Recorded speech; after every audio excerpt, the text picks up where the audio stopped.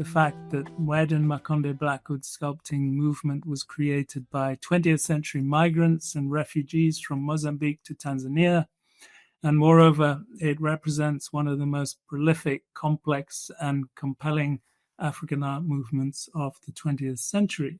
However, I don't want to sound too negative because in recent years there's been a considerable shift in the debate around post-colonial African arts, much of it forged by scholars and art historians from Africa. By way of an example, I could mention Chike Okeke Agulu's inspirational 2015 volume, Post-Colonial Modernism, Art and Decolonization in 20th Century Nigeria. And furthermore, there are now African biennales like the one held in Dakar, led by African curators that are bringing radically new art and perspectives to local as well as global scenes. However, it would seem that Makonde Blackwood sculpture missed its moment and has been left out amid the excitement about the new art being produced and exhibited by new generations of African artists. The fact that most of the best Makonde Blackwood sculpture disappeared into private collections certainly hasn't helped. Our third workshop in this series, which will be held on the 11th of July, will aim to serve as a forum for discussing what might be done to address this when we review the perspectives of Makonde art patrons, collectors, and promoters, with a view to reflecting on the potential for future exhibitions and digital representation of Makonde art and artists. Anyway, that's enough from me. It just remains for me to introduce our distinguished speakers for today.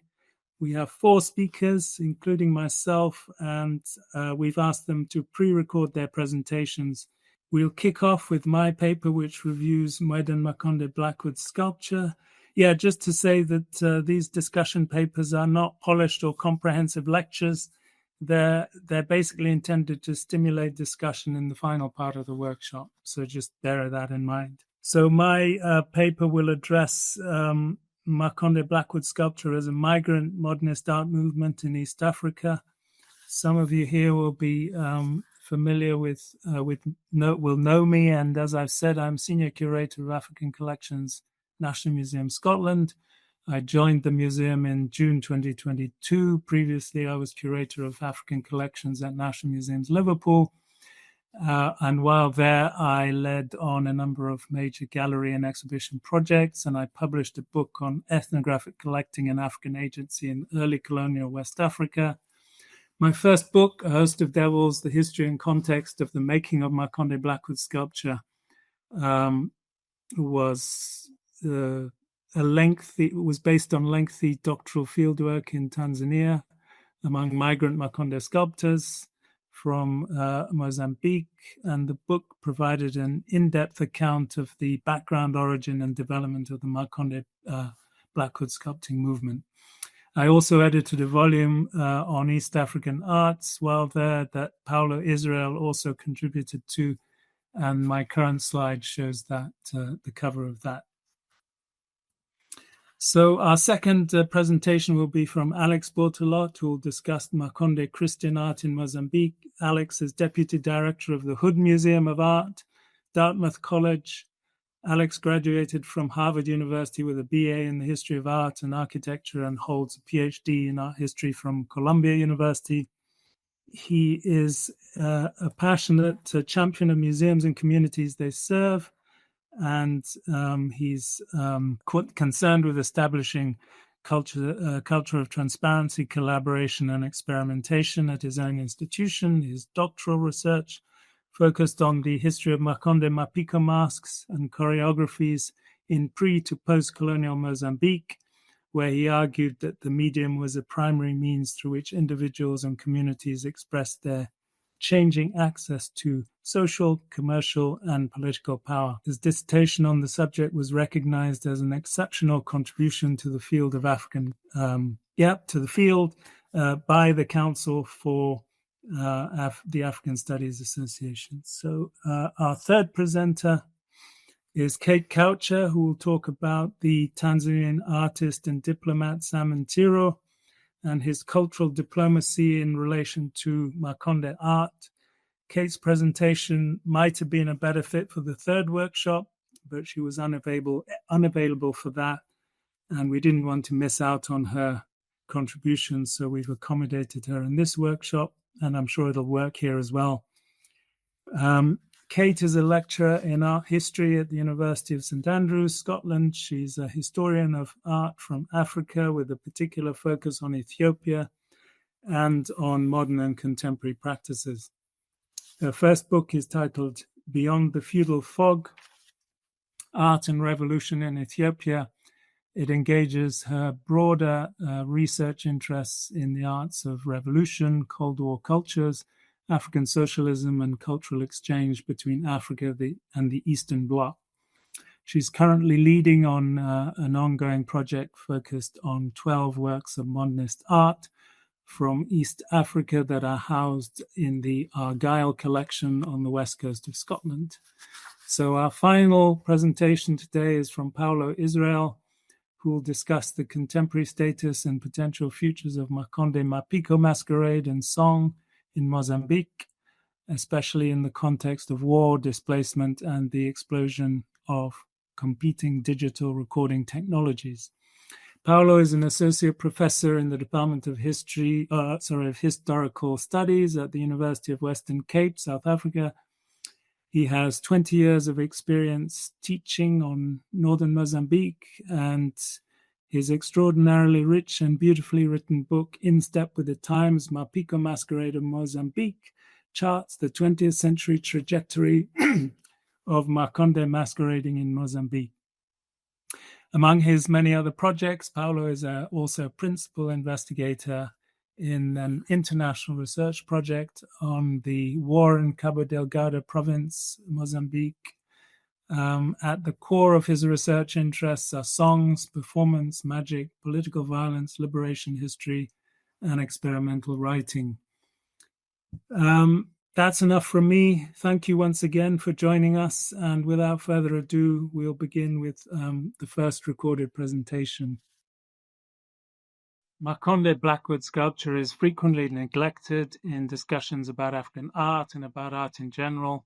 Scholars and commentators have too often been concerned with the objects in themselves and with categorizing these objects rather than with serious attempts to understand their maker's experience and intentions. In my presentation today, I aim to counter this legacy of uninformed commentary by outlining an historically informed narrative for the development of the Makonde Blackwood sculpting movement that gives necessary attention to Muedan Makonde experiences of colonial violence, migration, and the challenges of post-colonial urban living.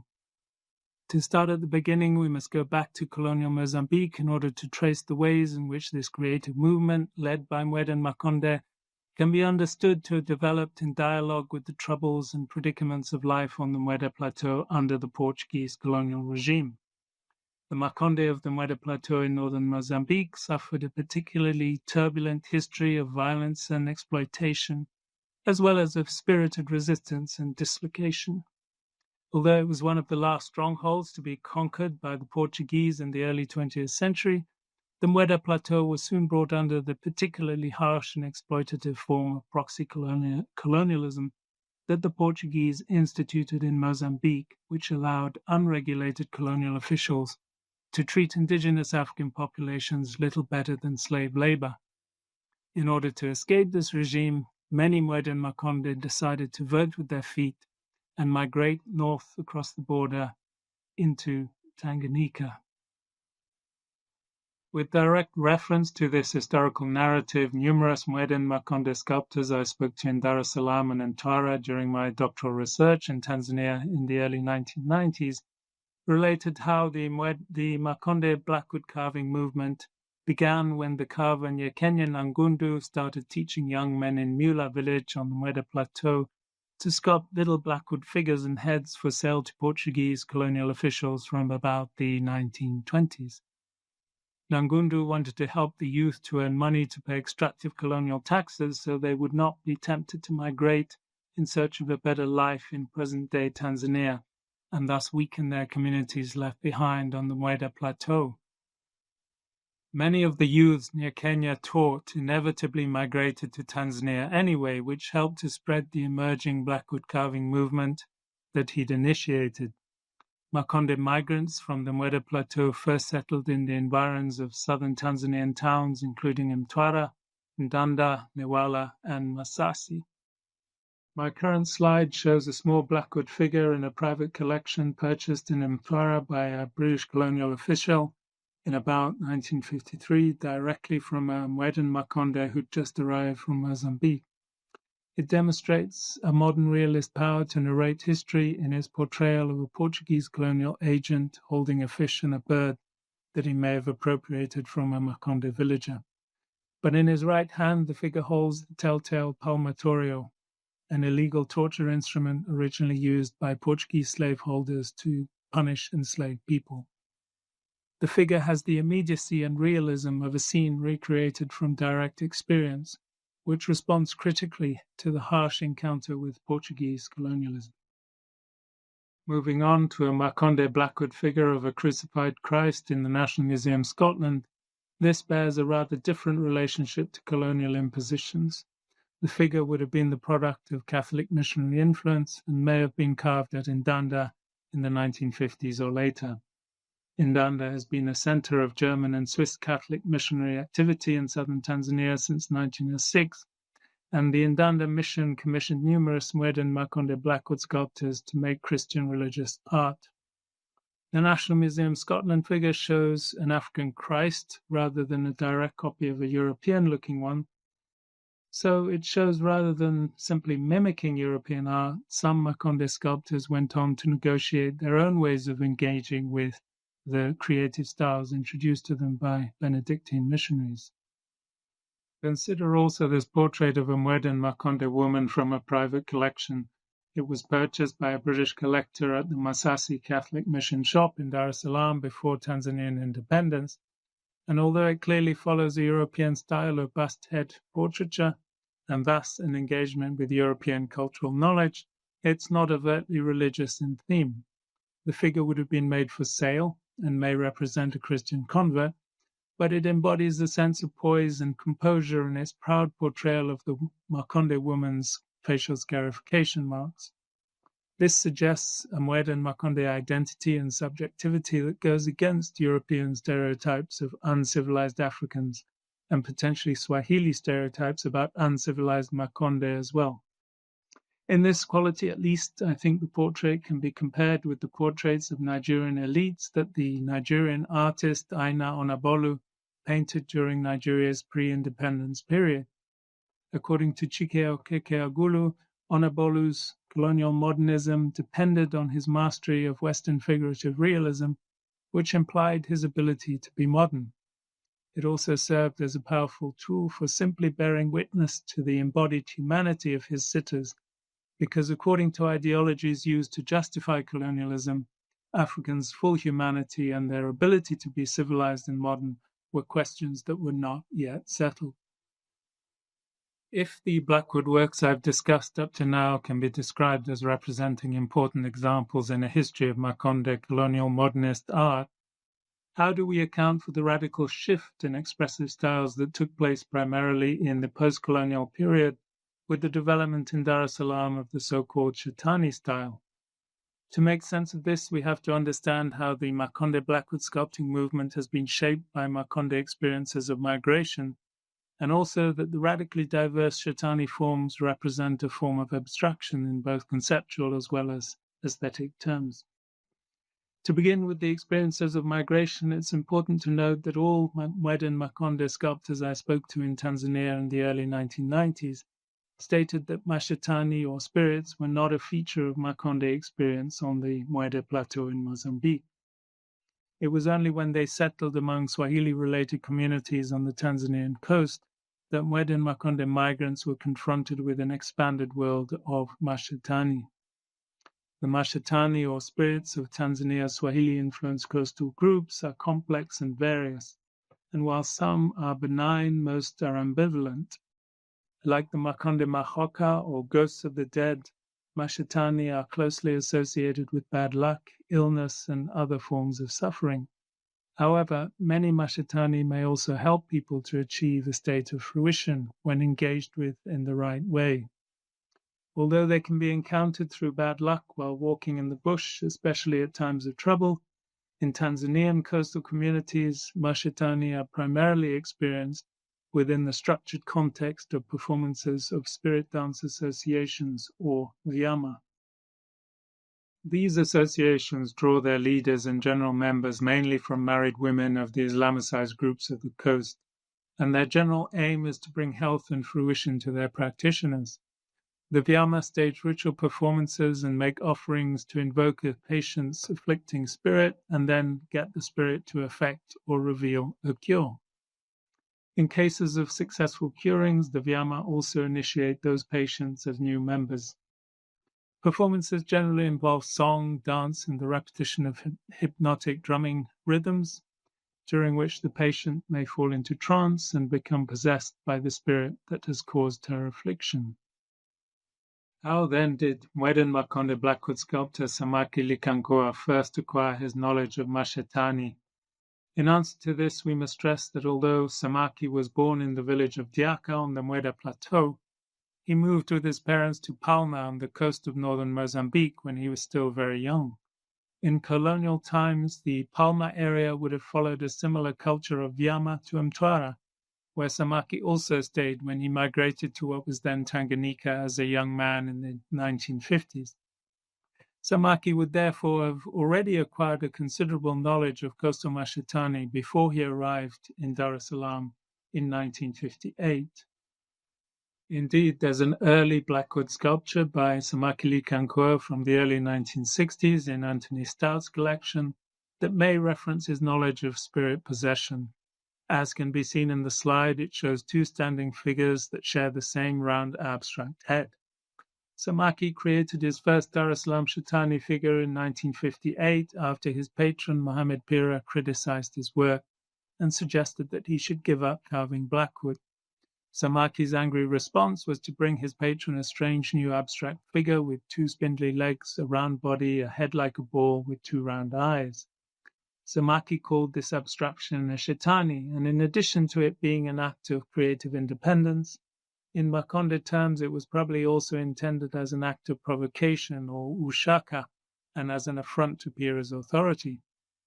Pira had an unexpectedly positive response to the new figure, which sold quickly. But if Samaki's intention at the time was to cause Pira some kind of trouble, then the figure of a shetani was an apt form for condensing such an intent, because mashetani appear at times of trouble and can be said to be indexes or signs of trouble and suffering.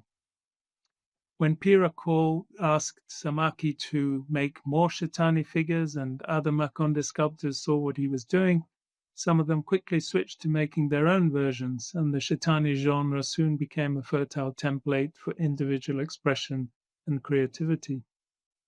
Many sculptors took to making shetani works without Pira's encouragement. So what aspect of their experience made spirits an appropriate conceptual template for their individual expression? I want to propose that the shetani form was grasped early on by certain sculptors as a therapeutic template for creative transformation of trouble into beauty and humor. For many, this would have encompassed a general sense of trouble and trauma experienced under the Portuguese regime in Mozambique, and the further suffering they endured as homeless and despised migrants and refugees in Tanzania. The suffering caused by diseases like malaria may also have contributed to the troubles Makonde sculptors experienced in the course of their lives and travels. In this regard, it's interesting to note that at some point in the 1960s, a Muedan Makonde Blackwood sculptor came up with the novel idea of creating a shetani with the characteristics of a mosquito. Post-colonial health campaigns highlighting the role of mosquitoes as vectors for malarial parasites are a likely source of inspiration for these works, which combine in one synthesizing image ideas about disease-causing spirits with scientific knowledge disseminated by modern Tanzanian health institutions. Although Muedan Makonde did not participate in coastal spirit dance associations, Some Muedan Makonde sculptors in Tanzania revealed that they were visited by Mashetani in their dreams. John Fundi is one of them, and in his case, such visitations provided inspiration for his Blackwood sculptures. A key example of this was published in the catalogue of an exhibition held in London in 1974. According to the sculptor, he was inspired to carve the figure of a female spirit called Likoko Lidioko after she visited him in a dream. Appalled by his apparent misery, the spirit told the sculptor to follow her so that she could make him wealthy for the rest of his life. Fundi described Likoko Lidioko as the immensely wealthy guardian spirit of precious minerals under the tallest mountain in Mozambique, who also keeps another fortune hidden on the bed of a distant ocean. Significantly, Fundi's Likoko Lidioko bears a close relationship to a coastal Eastern African mermaid spirit called Mamedi, which was the inspiration for a number of early Makonde Shetani sculptures. Samaki Likankoa was a key maker of Mamedi-like Shetani figures in the 1960s. One of his mermaid figures was published in Stout's 1966 publication, while one of his fish Shetani works appeared in the catalogue of the Makonde sculpture exhibition held at the Grosvenor Gallery in London in 1969. Often both seductive and dangerous, Mamedi has the power to provide riches, health, and fertility to her followers, or alternatively, she can bring ruin, illness, and sterility to those who cross her. However, while these outcomes underlie the rationale for many African possession institutions, the central sociological factor behind many Mamedi spirit associations is that they tend to develop outside the context of kinship and ancestor veneration. Offerings made to Mamedi by association members are usually European luxury products, and she's not represented as belonging to any ethnic group, and nor is she depicted with child or family. These are features that are typically linked to the so-called new spirits that are said to have originated during the colonial era. Spirits like Mamedi are associated with more individualistic modes of seeking wealth, power, and fruition that followed people's migration to urban centers and their experience of market economies. Spirit possession associations are highly complex cultural institutions that may provide a structure for personal transformation and a means to weave different modes of knowledge and disparate experiences into a meaningful fabric. Moreover, spirits and possession can provide a bleak means of political critique, as well as a means for subverting cultural and social norms. It seems clear that Makonde Blackwood sculptors during the 1960s were also using the Shetani template to create forms with an intent to subvert and critique aspects of European cultural imperialism. In Mozambique, during the protracted liberation struggle fought by Frelimo largely from northern strongholds like the Mueda Plateau, some Makonde sculptors expressed their rejection of the colonial culture by making works that subverted Christian themes. For example, in 1969, Eduardo Mondlane described works such as a Madonna given a demon to hold instead of the Christ child, as well as a priest represented with the feet of a wild animal. A number of works made by Makonde Blackwood sculptors in Dar es Salaam during the 1960s and 70s also suggest an intent to subvert Christian forms. And it should be noted in this regard that Dastanyedi told me that Samaki was someone who completely rejected matters to do with dini, or in other words, organized Christian and Islamic religion. Christian Madangur had a similar attitude, while both Dastanyedi and Chanur Maundu were committed non-practitioners of either Christianity or Islam. To some extent, at least, conversion to Christianity was seen by European commentators as one of the means by which Africans could acquire a modern subjectivity. Where modern African art was concerned, Western-style education, as well as art teaching in colonial schools and workshops, was widely assumed to constitute the means through which Africans could acquire a modern creative subjectivity. And it seems that the extraordinary work of the first generation of migrant Makonde Blackwood sculptors was denied entry into the canon of modern Western art by commentators, partly on the basis that these sculptors did not demonstrate a Western-informed modern subjectivity. The fact that they did not use Western techniques of art making was another exclusionary factor. But despite their lack of a Western-style education, the first-generation migrant Makonde sculptors negotiated their relationships with a global industrial modernity in their own distinctive ways. In Dastan Nyedi's view in 1991 as a highly accomplished Blackwood sculptor, Western education was not a necessary ingredient in enabling him to become an accomplished and celebrated sculptor. In his view, those who'd received formal Western education were inhibited from trying out different types of work and different ways of living their lives. For example, he told me about an Ngoni man he knew who'd studied for a degree at Makerere University in Uganda, yet did no work to support himself and lived off other people because he was unable to secure a position that suited his qualifications. Dastan claimed that if he'd been to school, he would not have become a Blackwood sculptor, and therefore his not having been to school had been to his advantage. Furthermore, Dastan claimed to have had little interest in working out a relationship with Western art or with the Western notion of the artist. One of the people that Dastan most admired was the famous Brazilian footballer Pelé, and he stated that his aim in life was to become known for his sculpture throughout the world in the same way that the famous football player was known for his virtuoso sportsmanship. As I've written elsewhere, I think that what Pelé represented for Dastan was that he saw him as someone who had achieved what Ferrara might call an authentic identity.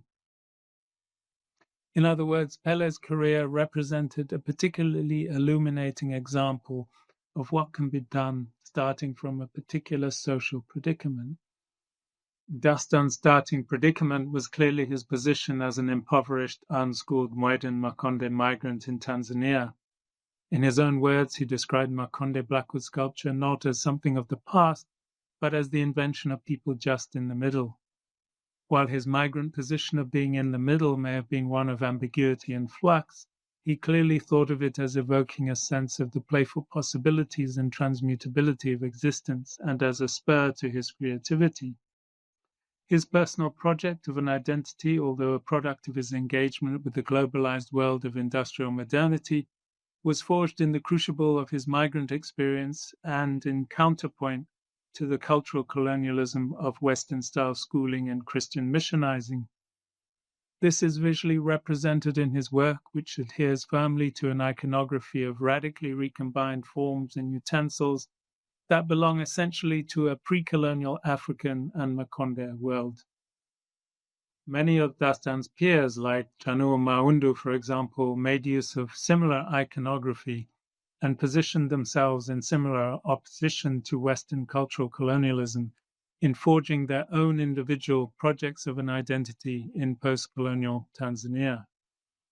So it's via the individual creative projects and projects of identity of these sculptors that we can appreciate the extraordinary achievements of the most influential Muedan Makonde Blackwood sculptors on their own terms, and as pioneers of a unique Eastern African modernist art movement with Makonde characteristics, which ultimately sprang from Samaki's Shetani innovation. Thank you very much. Hello, everyone. I was going to say good morning, but of course, some of you it's good afternoon and indeed good evening. My name is Alex Bortolot. Before beginning my presentation, I want to say that I am absolutely delighted to be amongst such a wonderful group of scholars and practitioners, and I am very grateful to Zachary Kingdon for his initial invitation to participate in this panel, and to Junia Wamaitha and Muhunyo Maina for so ably supporting his organization. I'm also thankful for this opportunity to return to a beloved area of study after nearly 15 years.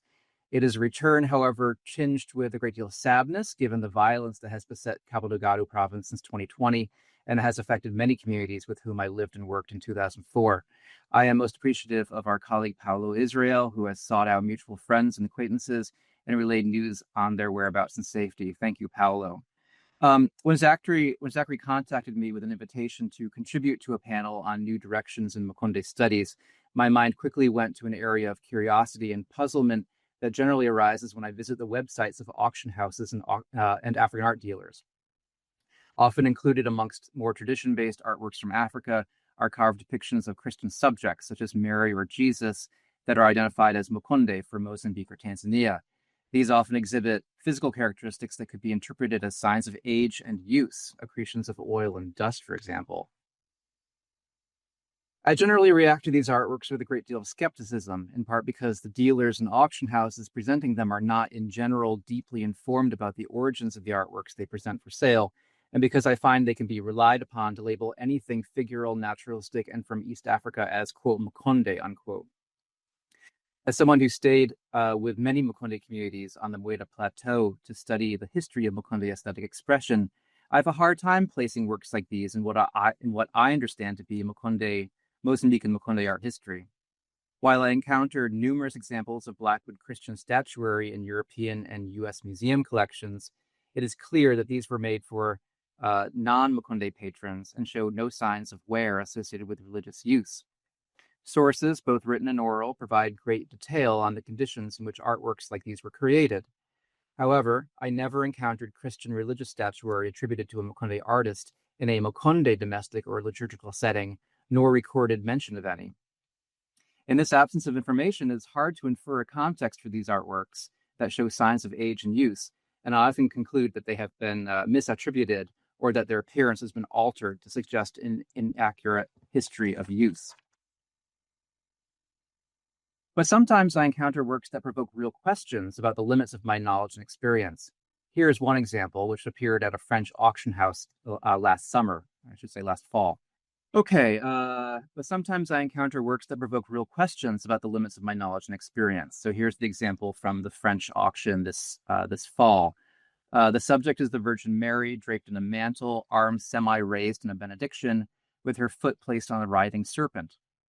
Its published provenance is not terribly specific, but it does place it in East Africa in the latter half of the 20th century. In subject and style, this artwork conforms to a common Christian image that has been replicated numerous times for personal devotional use. Take this French example attributed to the early 20th century. Molded from wood pulp and paper mache, it is an example of a mass-produced religious icon whose modest cost and size may be attainable to a wide swath of the faithful, and it, and others like it, would likely have been in wide circulation across the globe. It makes sense that localized artists would have access to examples like this as models for their own artistic expression. What then of their use? This Madonna figure shows trace elements of blue pigment, indicating that her skirting and mantle were originally painted that color. Additionally, burned areas along the hem of her mantle suggest display adjacent to a candle flame, perhaps in the context of an altar. To me, these details are more convincing signs of age and use than a layer of grime. They hint at a history of local Makonde Christian art production and use that I had not encountered in my studies thus far, and I am curious why that is so. Does that history not exist, or had I simply not been looking for it? My presentation today will not draw any concrete conclusions. Rather, I'll suggest that the history of Makonde Christian art has not been sufficiently studied. I'll provide a hypothesis for why the frameworks through which Makonde art has been traditionally viewed have made it difficult for many of us, myself very much included, to consider the full scope of possible conditions in which Makonde Christian art was created and received, specifically by Makonde Christians. After reviewing the various discourses around Makonde artistic production and reception, I'll introduce a case study that could provide the subject of future research. I would like to argue that a simplistic framing of Makonde art as either for local use or for foreign consumption has created limitations to our understanding of Makonde Christian art. The established frameworks that we've inherited for how we understand Makonde sculptors, and patrons split into two categories. We have Makonde mask sculptors who create Mapiko masks, who are considered self-taught amateur artists who create masks for local Makonde patrons for use in established genres for the consumption of Makonde audiences. And then we have Blackwood sculpture created by commercial sculptors who are professionalized and work in market-oriented genres for sale to non-Makonde, primarily European patrons. On its face, much Makonde Christian sculpture seems to fit the latter category, but the question is whether the adoption of Catholic beliefs, liturgical practices, and visual culture created a local market for sculptural depictions of Christian subjects, and what evidence exists for that. The subject of Makonde commercial sculpture, often referred to as Blackwood sculpture, although other materials were also in use, is well studied, and I believe its history is familiar to many here today. The dominant traditions of commercial sculpture emerged from market conditions and socio-political factors that were specific to colonial Mozambique in the middle of the 20th century, or a little earlier. At this time, Makonde artists catered more directly to the values and desires of the European patrons and participated in Western paradigms of professional specialization. Many adopted more expensive and prestigious materials like ivory and ebony and carved subjects that appealed to the exoticizing impulses of the Portuguese. At the same time, Makonde artists applied for artisans' licenses that bestowed official state recognition upon them and exempted them from forced labor. Colonial administrators and missionaries increasingly retained the full-time services of skilled carvers, and with the money they made by selling their work, successful Makonde commercial artists could not only pay their taxes, but also participate in the cash economy in ways that many of their peers could not. Analysis of these trends, whether by Portuguese anthropologist Jorge Dias, writing on Makonde subjects in the 1960s, or in later decades by Frelimo in party missives, reflect the biases that each brought to the subject. For Frelimo, Makonde artists who participated in colonial economies of artistic production were abject captives of an imperial system designed to stamp out indigenous imagination and resistance. From an article covering Frelimo's National Culture Meeting on the Visual Arts in 1977 comes this assertion, and I quote, "Because our people were always resistant to this colonial oppression, those who would continue with artistic work were given other types of punishment. They made us execute Portuguese figures, copy figures from religion that had nothing to do with the existing religious mythology. When the Portuguese felt the force of art in Cabo Delgado, they tried to destroy it by turning the artists into copiers of all things Portuguese, figures of Camões and other Portuguese writers, etc." End quote. The psychological effects of this creative censorship could be perceived in the vapid and vacuous works these artists produced. That's not my opinion. Reflecting on colonial-era Makonde art on view at the Nampula Museum in 1980, journalist Orlando Mendes wrote in the Mozambican magazine Tempo, quote, "The style reflects an incapable creative attitude, indicating the most insidious repression of protest or confrontation, a spirit of overwhelming resignation." End quote. Makonde commercial sculpture is addressed fleetingly in Jorge and Margot Diaz' Os Makondes de Moçambique. In Volume 1, published in 1964, Jorge Diaz presents Makonde sculptures of Christian subjects as copiers of Christian forms, motivated not by their own faith, but by the artistic tastes of foreign patrons. Makonde sculptures are vehicles for artistic production, not vessels of spiritual belief. And I quote Diaz, "The large number of registered sculptors results from the interest in the last few years of Europeans for Makonde sculpture. The Bomela mission, which is in La Pelua, established in 1950, buys the products of a large number of sculptors, which it places in European markets, sometimes providing them with religious models for them to copy. There are, above all, innumerous Makondes who sculpt masks and instruments decorated according to the traditional patrons that are not listed as professionals. Some are good artists, not yet spoiled by mass production for European markets or through imitation of tasteless European and Asian models." End quote. Neither Frelimo nor Diaz saw artistic merit in Christian-themed artworks made by professional artists, especially when contrasted with more tradition-based indigenous genres like Mapico mask sculpture. But Christian artworks clearly were appreciated by other colonial-era consumers who purchased them, displayed them, and published them, including Octavio Rodriguez de Campos and Alberto Feliciano Pereira in the mid-1960s.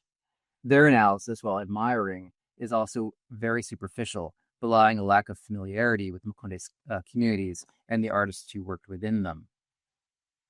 While Diaz documented some aspects of Christian Makonde life, these were largely presented as Christian alternatives to traditional Makonde practices, notably boys' and girls' initiations into adulthood and funerary practices. Ironically, one of the Diaz team's interpreters was Rafael Morcalla, himself a Christian. There is little evidence that Diaz or the other anthropologists on the team took the opportunity to engage Morcalla on matters of his own Christian faith, perhaps reflecting their lack of interest in exploring the spiritual lives of Makonde Christians more generally. What were those spiritual lives like? For one thing, they were pursued within Christian communities established at the Montfortin missions dotting the Mueda Plateau, starting with Nongololo, established on the outskirts of Mwambula in 1924, and followed by missions built at Mbu, Nambude, and Lipelwa from 1940 to 1950. Affiliation with the missions had concrete advantages, from access to education and training in marketable trades to greater insulation from the predations of the colonial administration. Polish-born medical doctor Vaclav Karabowicz, who visited the Mueda area in 1948 and 1953 to collect Makonde sculpture for Poland's State Ethnographic Museum and the American Museum of Natural History, stayed at both Nangololo and Mbu missions. Presumably, that is where he acquired blackwood carvings communicating aspects of Christian faith, such as this figure of Christ the shepherd, hand-raised in benediction and accompanied by a lamb. Given the role Mapiko mask performance played throughout the 20th century, communicating ideas, Makonde ideas, about identity and society within their communities, it's not surprising that Mapiko masks and performances represent the rare instances in which we have clear documentation of artistic expression of Christian belief by Makonde artists. A number of Christian Mapiko groups emerged during the 1940s and 50s. Some of their masquerades adopted Christian subject matter, including depictions of Catholic priests and even Jesus Christ himself, to demonstrate religious affiliation and devotion. Paulo Israel has cited one well-remembered case. A convert who was a skilled carver and dancer created a mask depicting Christ and developed a choreography that reenacted the communion. During the performance, he wore the mask and distributed thin slices of fresh manioc, looking like communion wafers, to members of the chorus. While Makonde Christians had recourse to a whole host of visual symbols with which to signal their status as converts, they also played upon less tangible aspects of Mapiko to communicate their different social positions. One was their own behavior during masquerades. When I interviewed Rafael Morcalla in 2004, remember Rafael is Diaz's former interpreter, he stated that the Mapiko group of the Nangololo mission put, quote, as he would say, Christian behaviors on display during competitions. Although the masks themselves were largely the same as those used by non-Christian groups, the members' behavior in the performance distinguished them. And I quote Raphael, "The songs were never insulting or abusive. They were always songs about love, fame, or in praise of our community. They didn't talk shit. Among other Mapiko groups, there were cases of talking shit, criticizing other groups, but this provoked war between the groups. In the mission group, that didn't happen." End quote. Copying or the representation of existing forms or behaviors is the through line of all the examples presented thus far. But the practice of copying can be informed by many motivations, including satire, social commentary, religious devotion, and a desire to make money. Reproduction of extant Christian sculptural forms and images can be interpreted as expressions of fervent belief or of profit-driven artistic production. Only in the example of Mapiko, however, do we have examples of sculptural presentations infused with messages and behaviors identified as Christian by their creators. As stated at the beginning of this presentation, what is missing from Makonde Christian artworks documented during the colonial era or after is a sense of how these sculptures functioned as both the products of Christian belief and the vehicles by which that faith was perpetuated. I want to turn now to my case study, two African-made images of Nossa Senhora de Fatima, or Our Lady of Fatima. One is at the World Museum at Bergendal, ascribed to a Makonde artist, and originally part of the collection of the Congregation of the Holy Spirit. The other is currently the property of a U.S.-based art dealer, and I should say it's also attributed to a unknown Congo artist.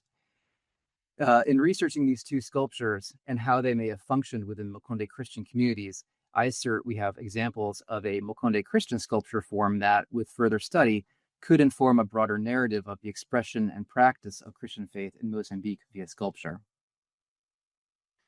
Nossa Senhora de Fatima emerged as a Marian cult after the Virgin appeared multiple times to 3 children in Fatima, Portugal in 1917, conveying a message of world peace achieved through Christian devotion.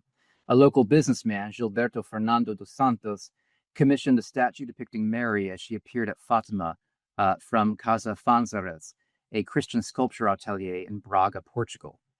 The artist José Ferreira Tedim executed the sculpture in polychromed wood in 1919, having consulted on her appearance with the 3 children who had seen her 2 years earlier. The sculpture was donated to the parish of Fatima, and the church there became a pilgrimage site. Over 2 million people had visited by 1930, when the Catholic Church officially recognized the Virgin's appearance at Fatima. A copy of the original figure was created in 1947 by the same artist, José Ferreira Tedim, to embark on Catholic Church-supported travel to locations across the globe to spread a message of peace. The second voyage included a tour of Catholic communities in Mozambique, as far north as Nampula and Ilha de Moçambique. The presence of Our Lady of Fatima was firmly enough established in northern Mozambique that by 1956, Nampula became a site of the first cathedral in the world dedicated to her. A copy of the original statue appears there now and may have been installed upon the cathedral's consecration that year. It seems likely that it is Nossa Senhora de Fatima's associations with peace and the end of war that drove adherents to this Marian cult. Based on the limited information I have found thus far, the violence and instability of the Mozambican Civil War from 1977 to 1992 appears to have been the primary context in which Nossa Senhora de Fatima took on urgent importance and became the focus of Mozambican Catholic devotion. According to one source, it was in 1984, when the Civil War reached the province of Nampula, that the cathedral there began to hold a celebration of peace on Fridays. At the same time, a vow was made to add the invocation Mother of Peace to the title of the Cathedral of Our Lady of Fatima. It was renamed the Cathedral of Our Lady of Fatima, Mother of Peace, in 1993, a year after the General Peace Agreement was signed. A recent discovery, for me at least, in the Sanctuary of Fatima digital archives provides some exciting information regarding the emphasis of Nossa Senhora de Fatima and the religious practices involving a sculpture of her on the Muedan Plateau, specifically at Nongololo Mission. Photographs taken in 1994 of the chapel sanctuary of Mary at Nongololo Mission offer a vision of a Makonde Christian community assembled in veneration of Nossa Senhora de Fatima. Another unsigned, undated document entitled the Ave Maria in Makonde from the same archive provides some additional context, and I'm quoting, "Years ago, a small chapel was founded in Nongololo in the province of Cabo Delgado, northern Mozambique, by the Mon 14 priests in honor of Our Lady of Fatima. Every May 13th and October 13th, great ceremonies were held there in honor of the Mother of God, attended by thousands of Christians from the Makonde region.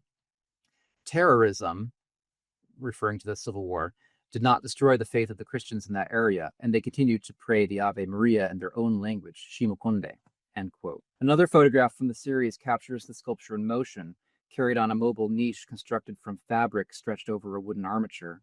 According to the caption, the figure was processed through neighboring Wambula, in line with presentations of the statue to the faithful around the globe. A letter to the Sanctuary of Fatima in Portugal, written in 1998 by Sister Rosa Carla Catzaniga at Nongololo, provides additional information on the sculpture itself.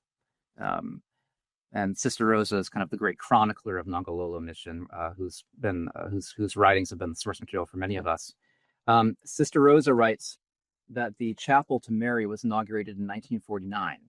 She is uncertain when the statue arrived in Nongololo, but states that it was at the center of activities in 1987 during celebrations of the Marian year, when Dom Januario Makazi Nyangumbe, Bishop of Pemba, visited Nongololo.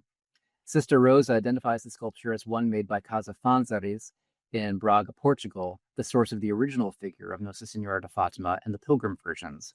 She posits that the sculpture had originally been in Pemba, capital of Cabo Delgado province, in the possession of the former bishop, Dom José dos Santos Garcia, who left Mozambique in 1974 upon independence.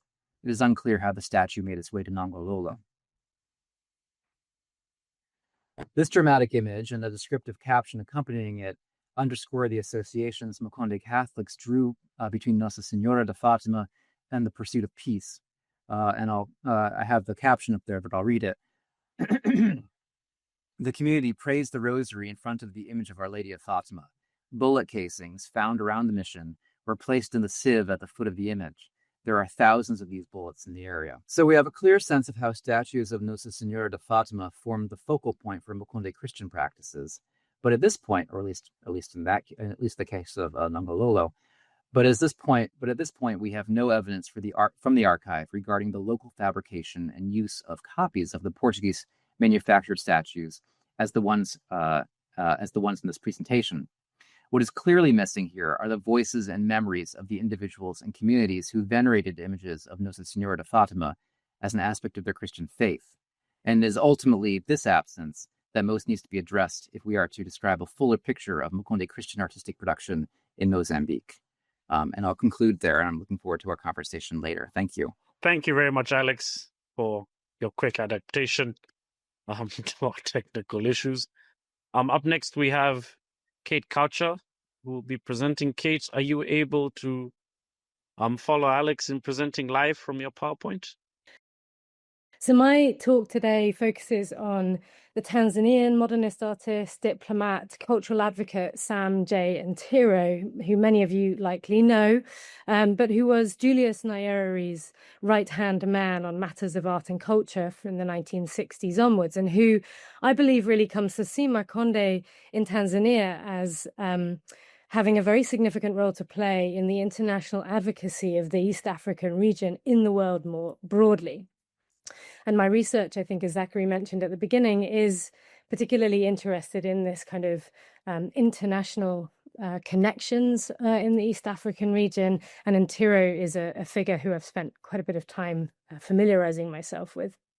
For Ntiro, Makonde's sculptures' explosion in popularity as kind of mass collectible items in the 1960s, leading, of course, as Zachary has already mentioned, to them dismissively sometimes being referred to as tourist or airport art, was in fact very significant and in need of attention. Ntiro was a passionate advocate for reclaiming East Africa's historic cultural heritage, firmly refuting any colonialist suggestions that the region lacked very long histories of painting and of sculpture. And the growing popularity of Makonde art with a kind of tourist population presents something of a conundrum, but also an opportunity in Ntiro's mind. And rather than simply stem this opportunity or condemn tourist purchased Makonde arts as somehow a kind of cheap reproduction, Ntiro advocates for new heritage infrastructures that can support contemporary Makonde practices and provide spaces for international encounter and exchange with makers in the process of producing them. That is, he believes that there is the attraction of tourists to Makonde should be met with a kind of confident advocacy of cultural traditions. Makonde carving in his mind should be seen as an empowered craft tradition, and its artist makers needed to have their practice enshrined within a kind of living museum context. Now, I use the word craft here deliberately, not in any kind of hierarchical sense relative to some field of so-called fine arts, but because in the 1960s, craft is a resurgent term for handmade, human-centered practices, and Ntiro finds himself in the midst of the very debates around its political significance. Ntiro arrives, I think, at a clear sense of the need to support spaces for Makonde practice as a result of his stint as the first Tanganyikan ambassador to the UK in the early 1960s, and for his participation in the New World Craft Council in 1964. The latter advocates for this field of craft as a politically vital pacifying practice, and Ntiro is one of a handful of African delegates at its inaugural meeting in New York. Upon his return to Dar es Salaam, he throws himself into advocating for a kind of living cultural infrastructure in Tanzania that can both protect and project national and regional heritage, with Makonde as kind of integral.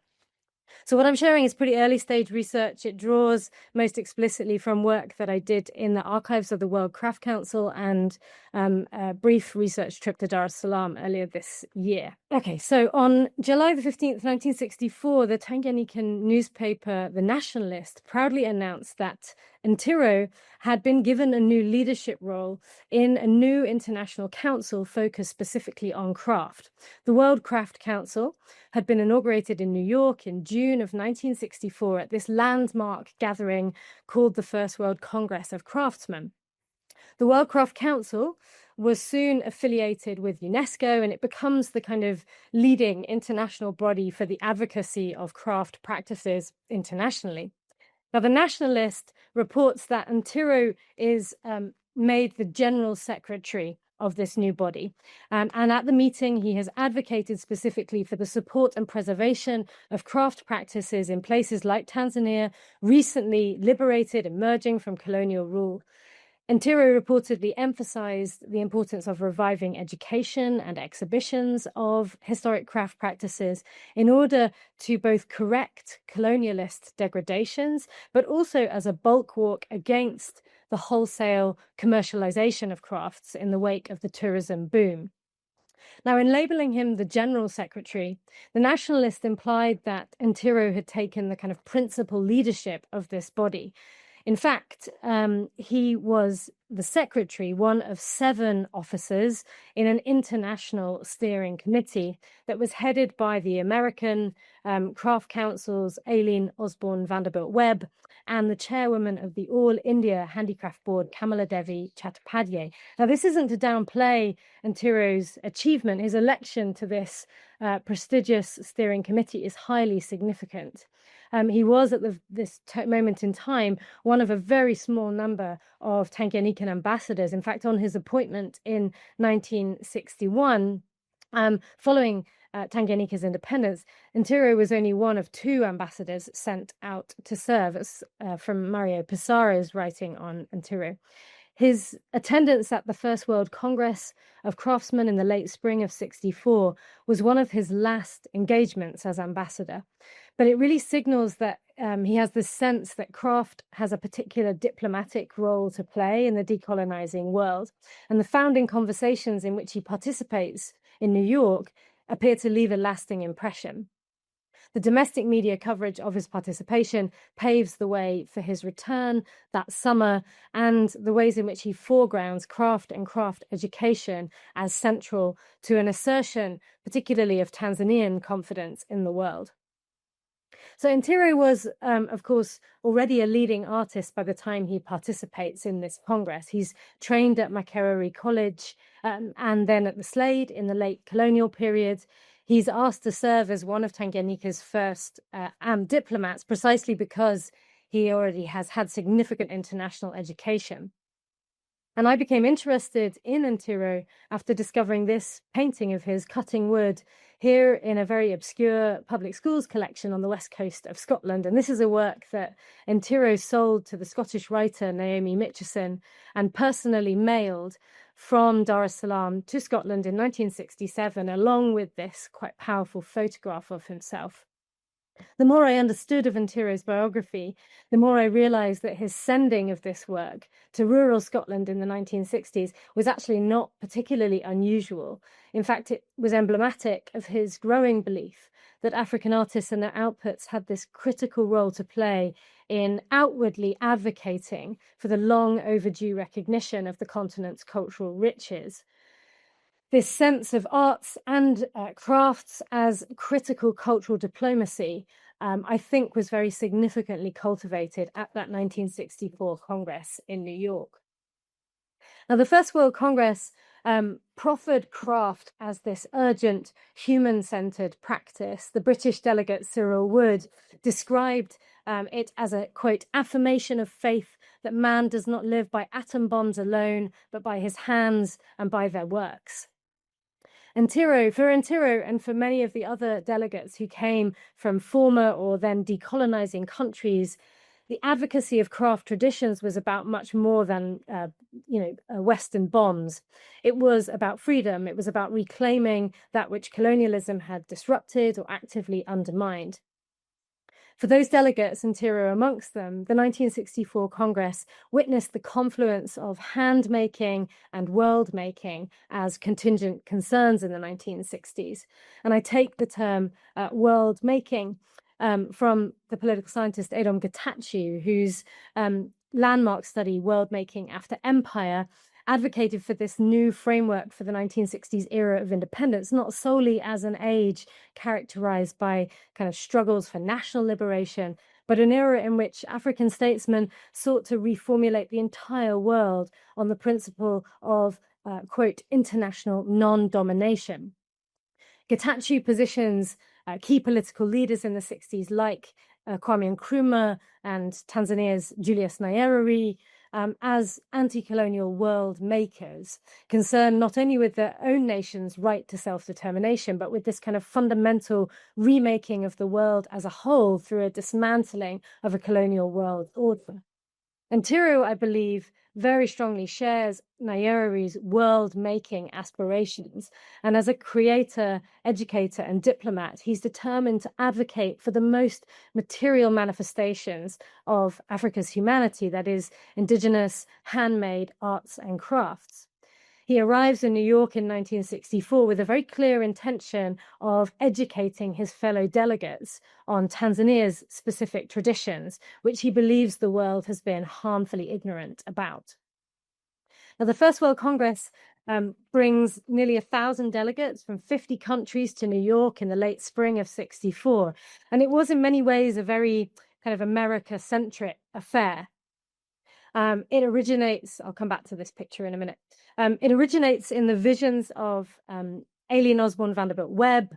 Webb had long advocated for elevating craft practices and supporting craft people, believing that professionalization would foreground specifically human endeavors, and that this was important in the aftermath of industrialized war. Webb's initial focus had been on national questions, and she founded the American Crafts Council, as well as contingent publications like Craft Horizons. And she's dedicated to this idea of elevating craft above what she calls the level of the church fair. By the 1960s, these visions are kind of extending outwards, and she's seeing craft as having this kind of worldly, pacifying, humanizing kind of presence. The First World Congress is intended to enable craftspeople from across the world to come together in the spirit of exchange and understanding, and has education at its center. Now, the Congress features many American voices, and many of them advocate for this notion of a kind of free, so-called artist craftsman in the West. Much of the kind of rhetoric is aligned with Cold War soft power agendas that really emphasize this kind of America as a bastion of liberty. But there is a very significant representation from newly independent nations. For them, the Congress enables significant interaction and discussion around the challenges of dismantling colonialism.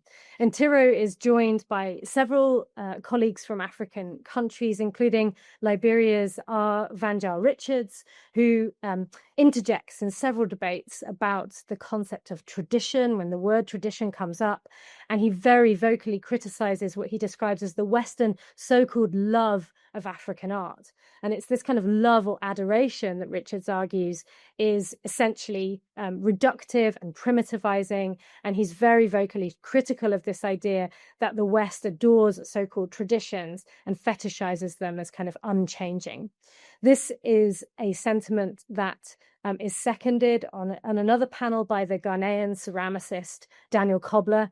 And we can also well imagine that Sam and Tiro was in the audience in those discussions and nodding along.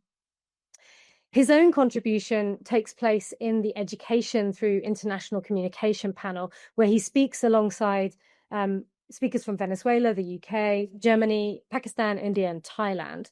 The panel opens with comments from the American delegate about the benefits of educational exchange, particularly emphasizing wealthy American schemes such as the Fulbright that effectively made that possible. Other speakers on the panel advocate for the founding of things like an International Institute of Craft or for increased print media publications. And all of these things seem entirely possible in an atmosphere of very conspicuous American wealth and benevolence.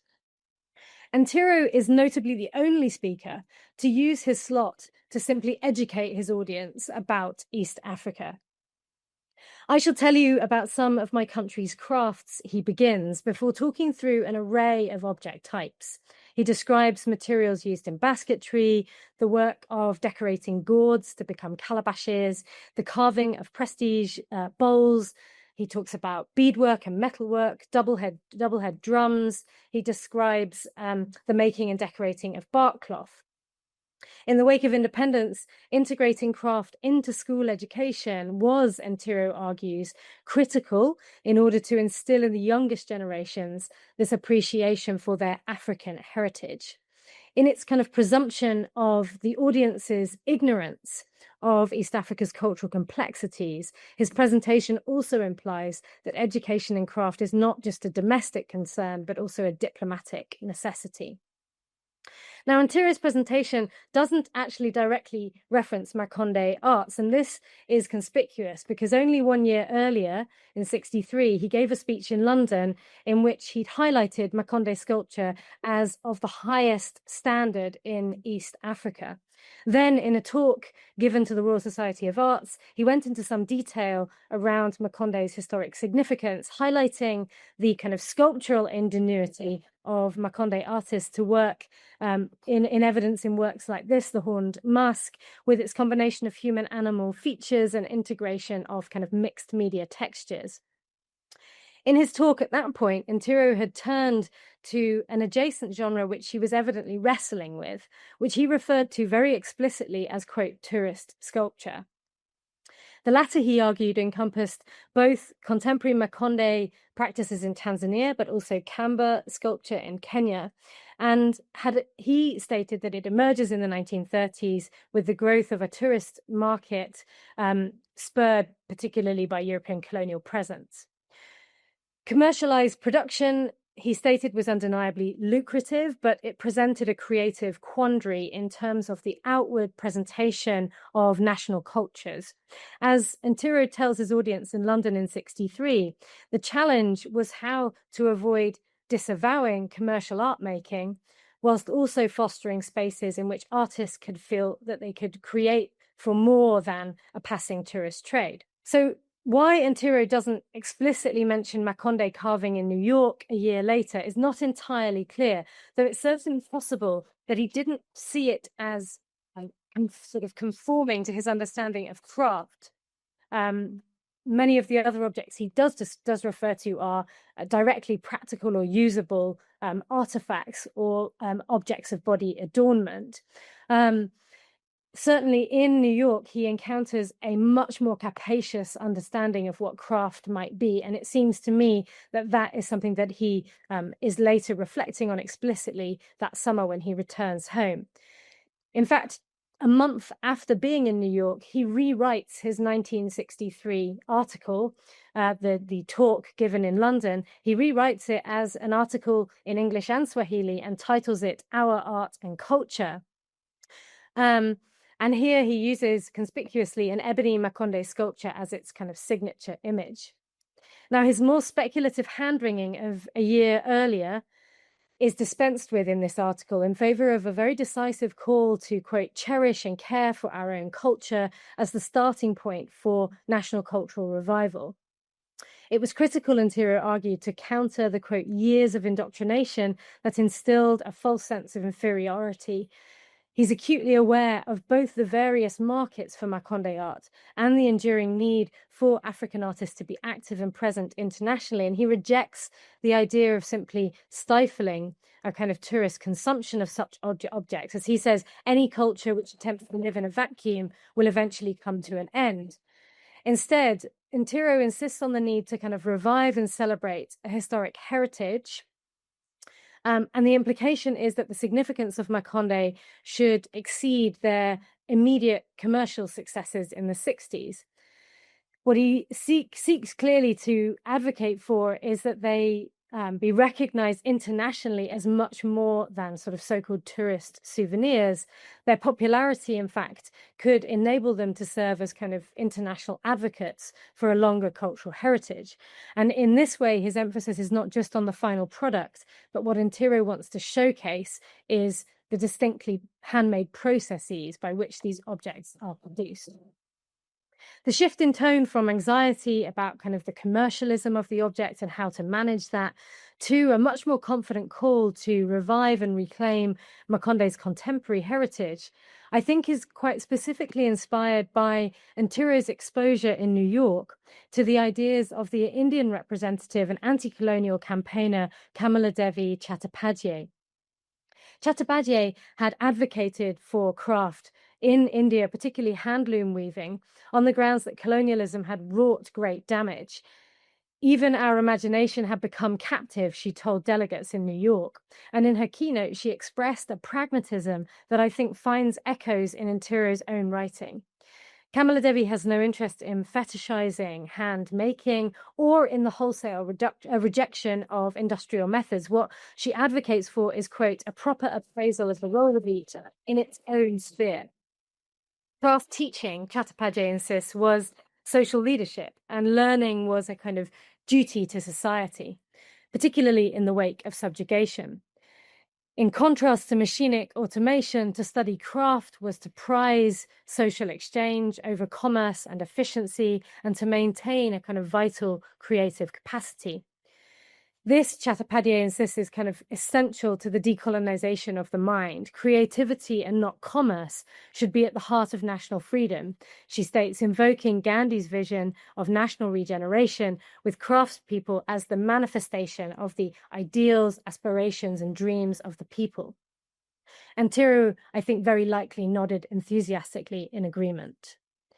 Now, Chattopadhyay was elected the vice president of the new World Craft Council, with Sam and Thiru as the secretary at the end of the first week of the Congress. The two of them are then appearing in the press side by side in photographs, and they're the only two members of this board who are representing countries emerging or recently emerged from colonial rule.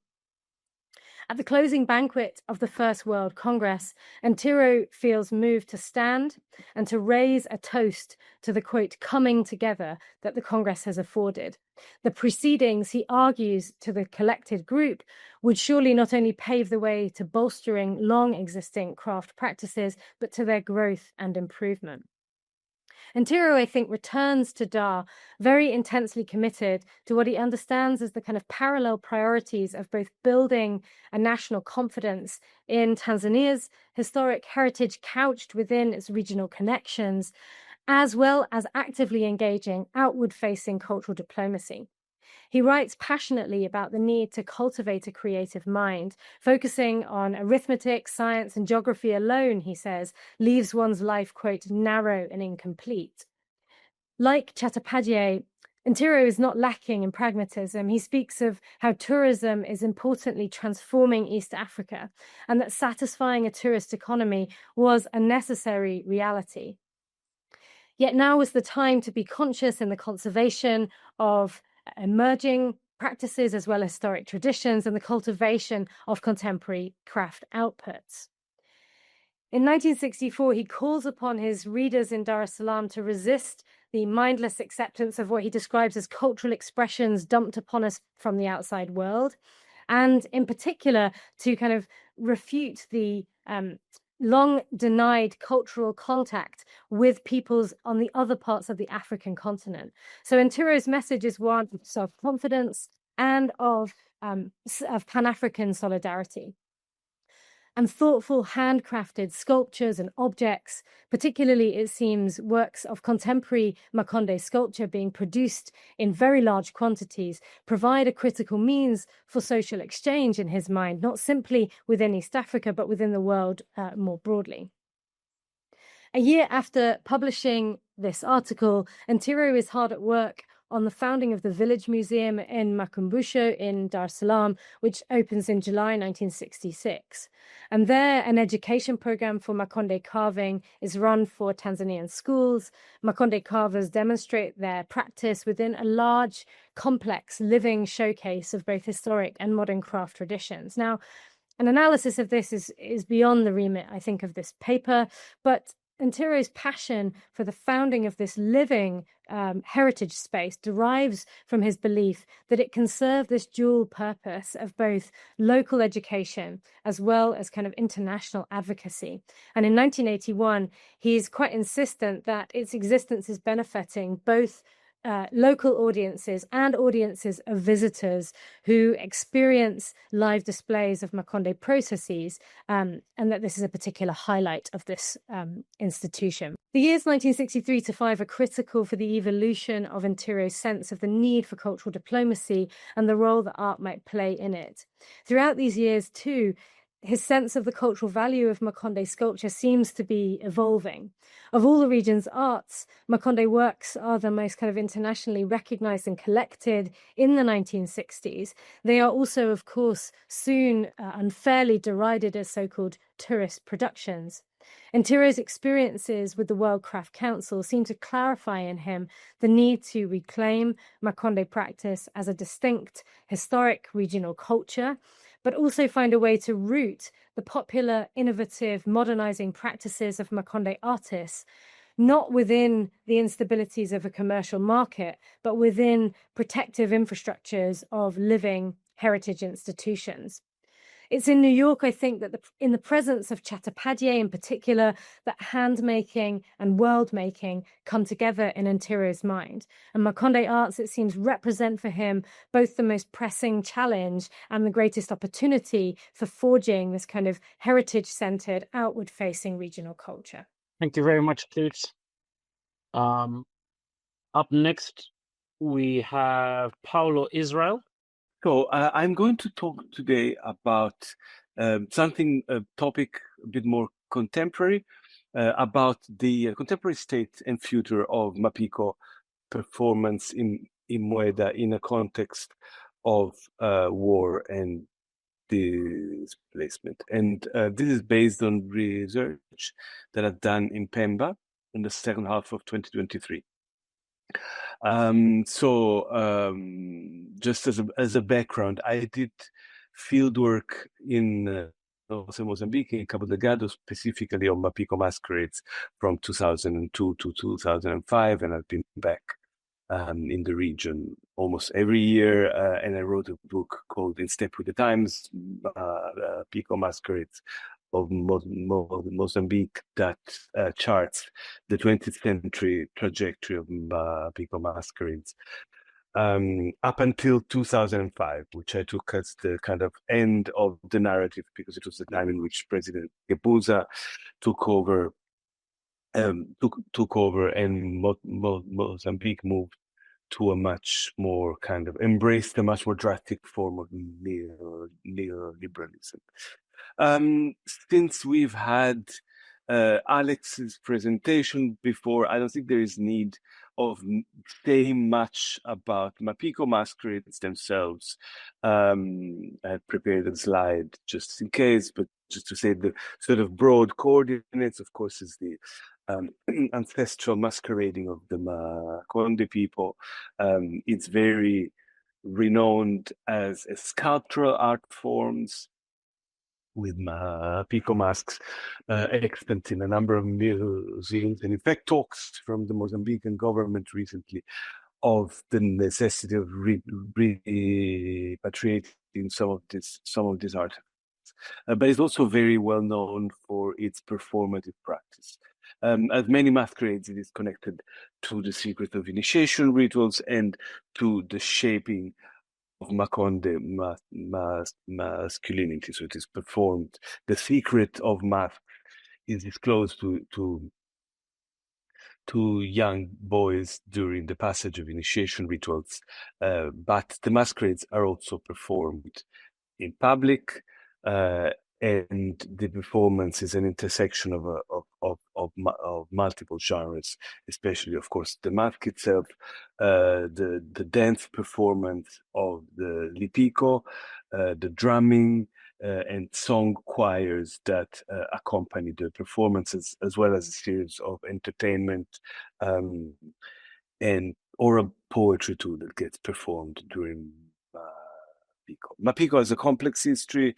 Again, I speak about it in my book, so I'm not going to say much. Alex Bortolot also writes about it in his PhD thesis and exhibition catalog, a history which, of course, is very ancient, but of which we can say something with certainty from the beginning of the 20th century based on extant masks, and what we witness is an explosion of creativity in the colonial era after the abolition of slavery, with a number of new genres that emerge, changes in the carving of masks and in performance, with longer, more complex and more mimetic performances, more naturalistic masks, and larger choirs.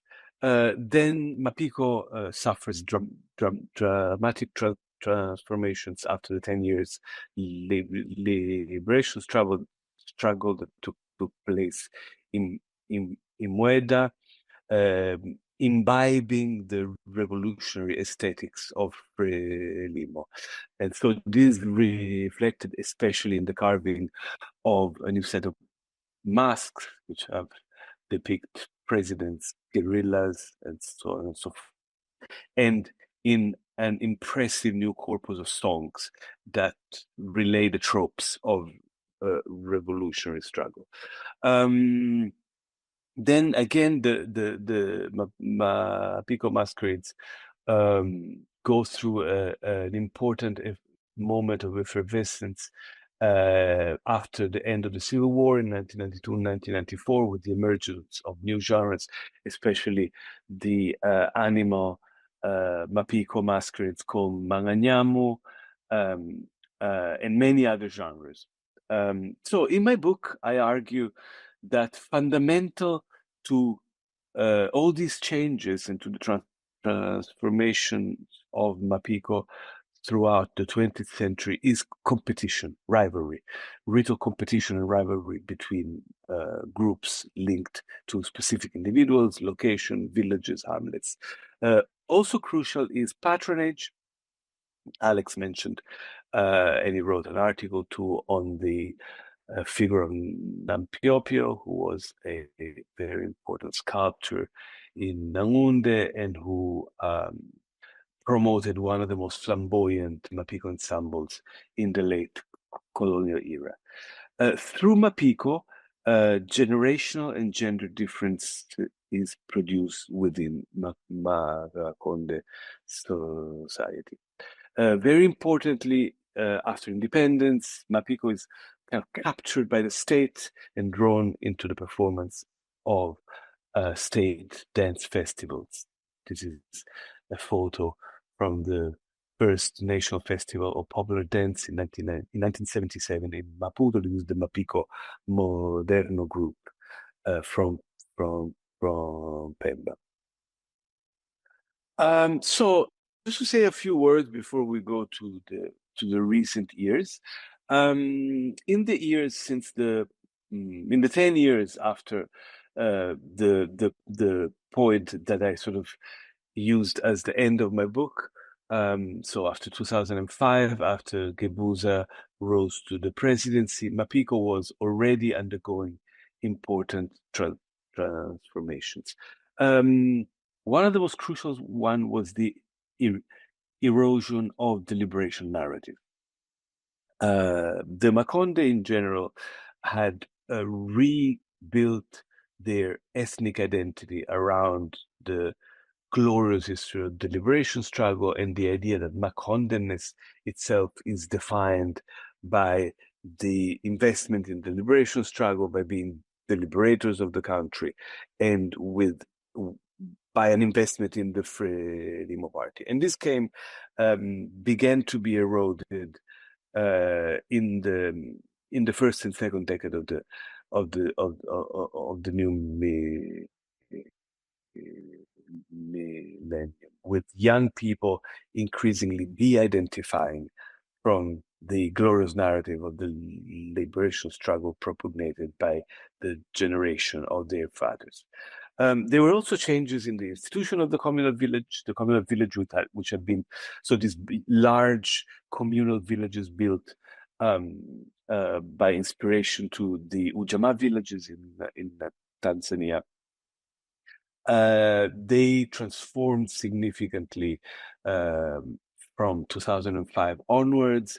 The socialist structures that used to rule the villages, even in the post-socialist period, began to be significantly eroded. The villages grew, and there was a process of Islamification of these villages, transformation of the villages in almost kind of urban periphery area. Mapiko itself went through the beginning of a phase of commodification, increasingly people refused to dance for state festivals due to the erosion of the liberation narrative. One of the things that Mapiko performance says, why do we have to dance for free if the state doesn't provide for us anymore?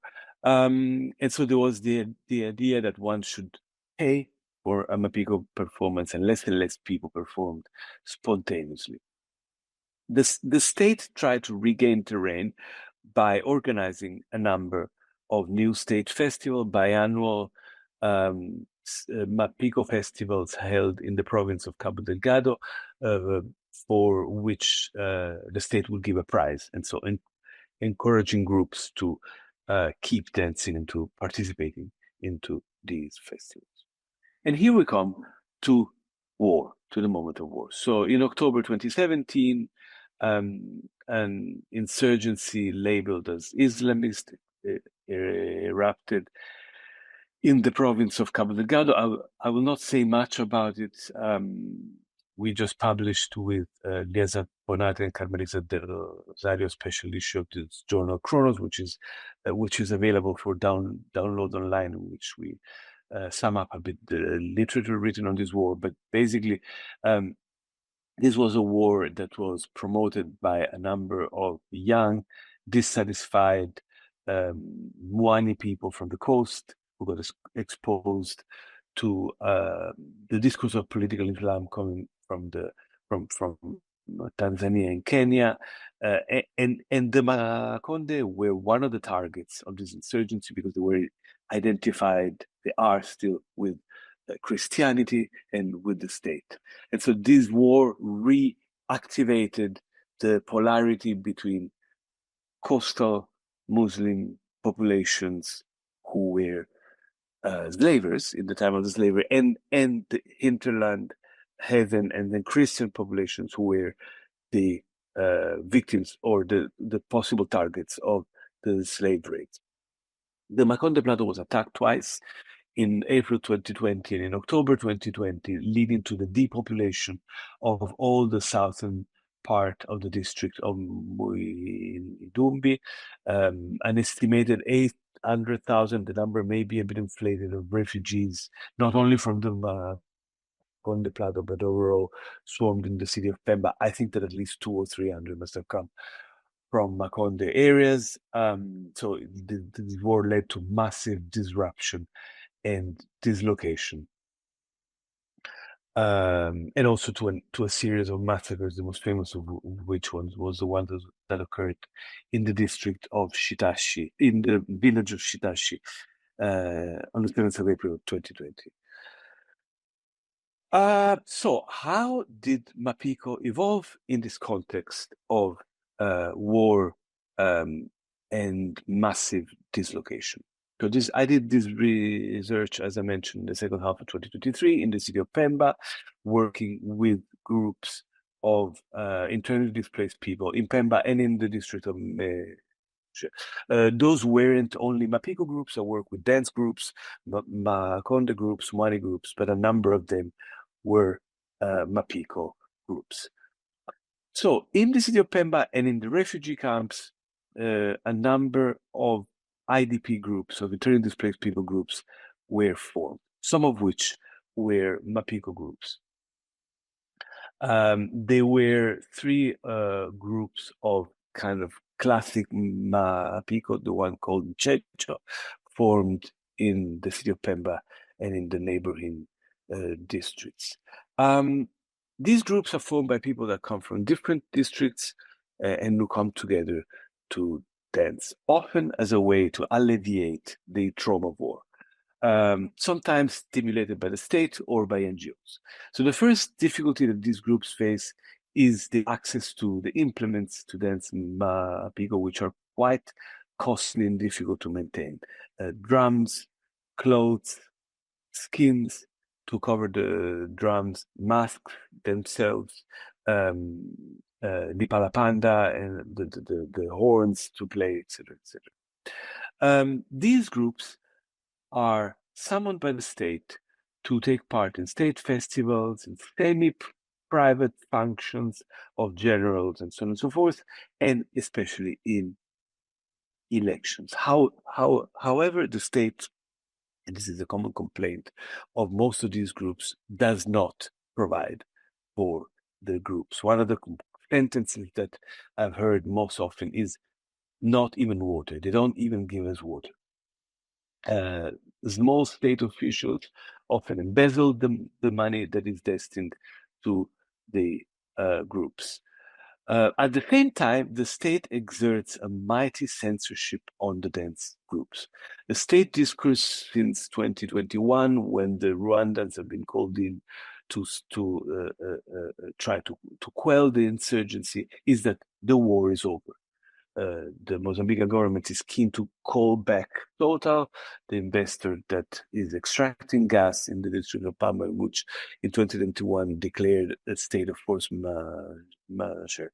So, dance groups are not supposed to dance or sing about the war. And then people come with massive war trauma coming together and want to express through the idiom of masquerading their experiences of the war through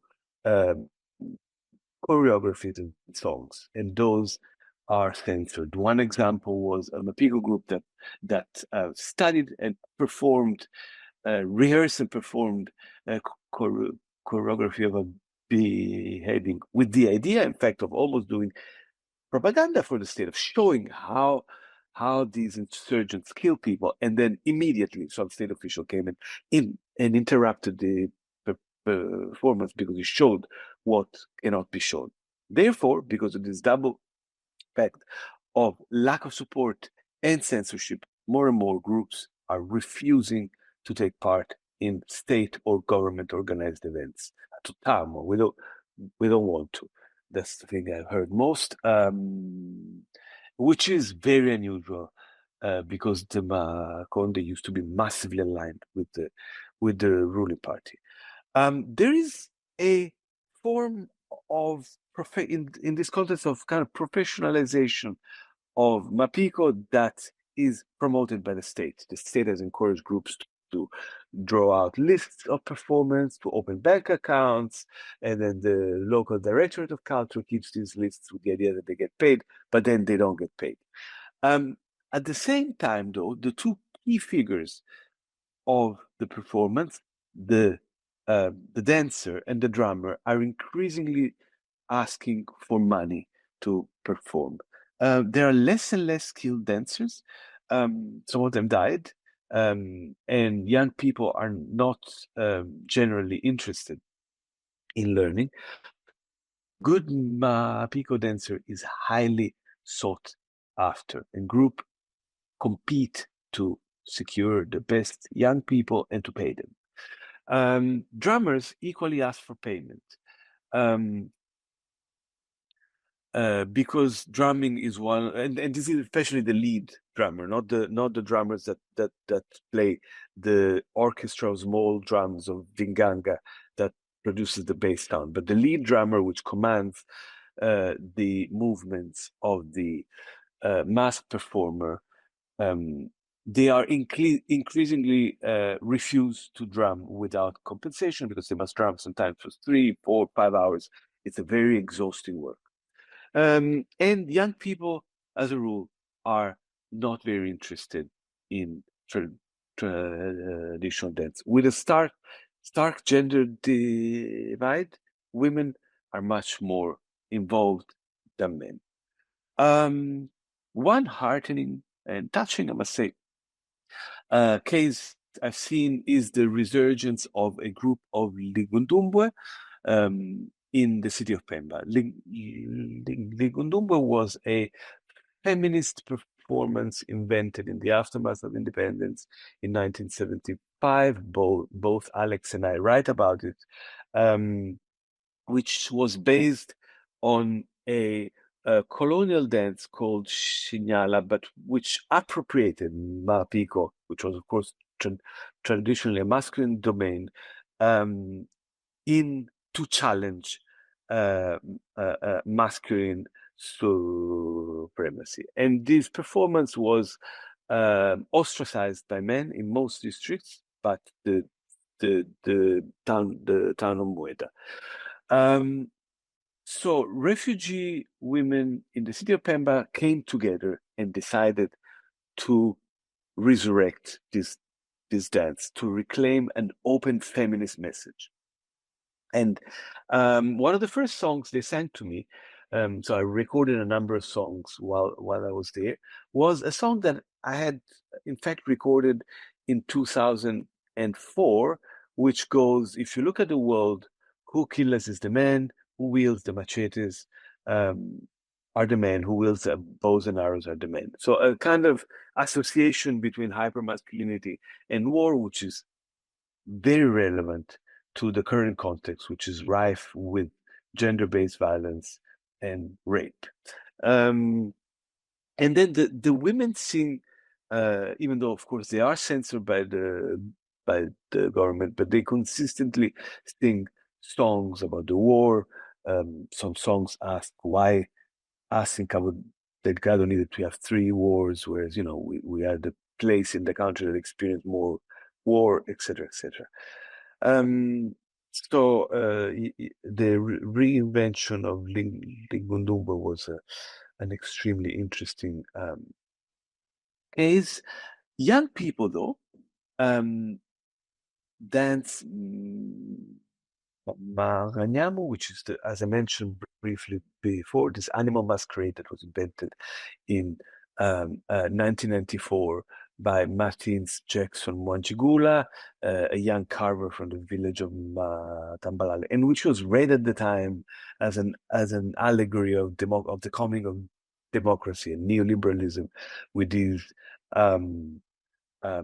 dancing animals in cutters, disorderly, chaotic, etc. This dance is very requested for initiation rituals. It is easy to set up. All it's needed is a mask and some holes and one drum, and people have rags anyhow. So it is the most popular dance among young refugee people, men. I have seen, I don't recall now the exact number, but six or seven, and there are more groups of Maranhamo. And also it provides some income, some livelihoods, because people call the performers to dance for initiation rituals. Since they are flexible, they can go and dance in multiple places and make some money at the time of initiation rituals. However, contrary to the men's Mapiko and to Likuntumbo, this performance has apolitical lyrics, except for a few songs and very generic, like we are suffering here, there is war. These young men do not engage into any political commentary. There are songs about love, fun, initiation, jokes, etc., etc. I'm almost done. So what is the great competitor of Mapiko currently in the landscape of Makonde performance? Definitely it is electronic music. In the last 15 years, electronic music composed on computers has witnessed a real explosion everywhere in the Makonde Plateau before war.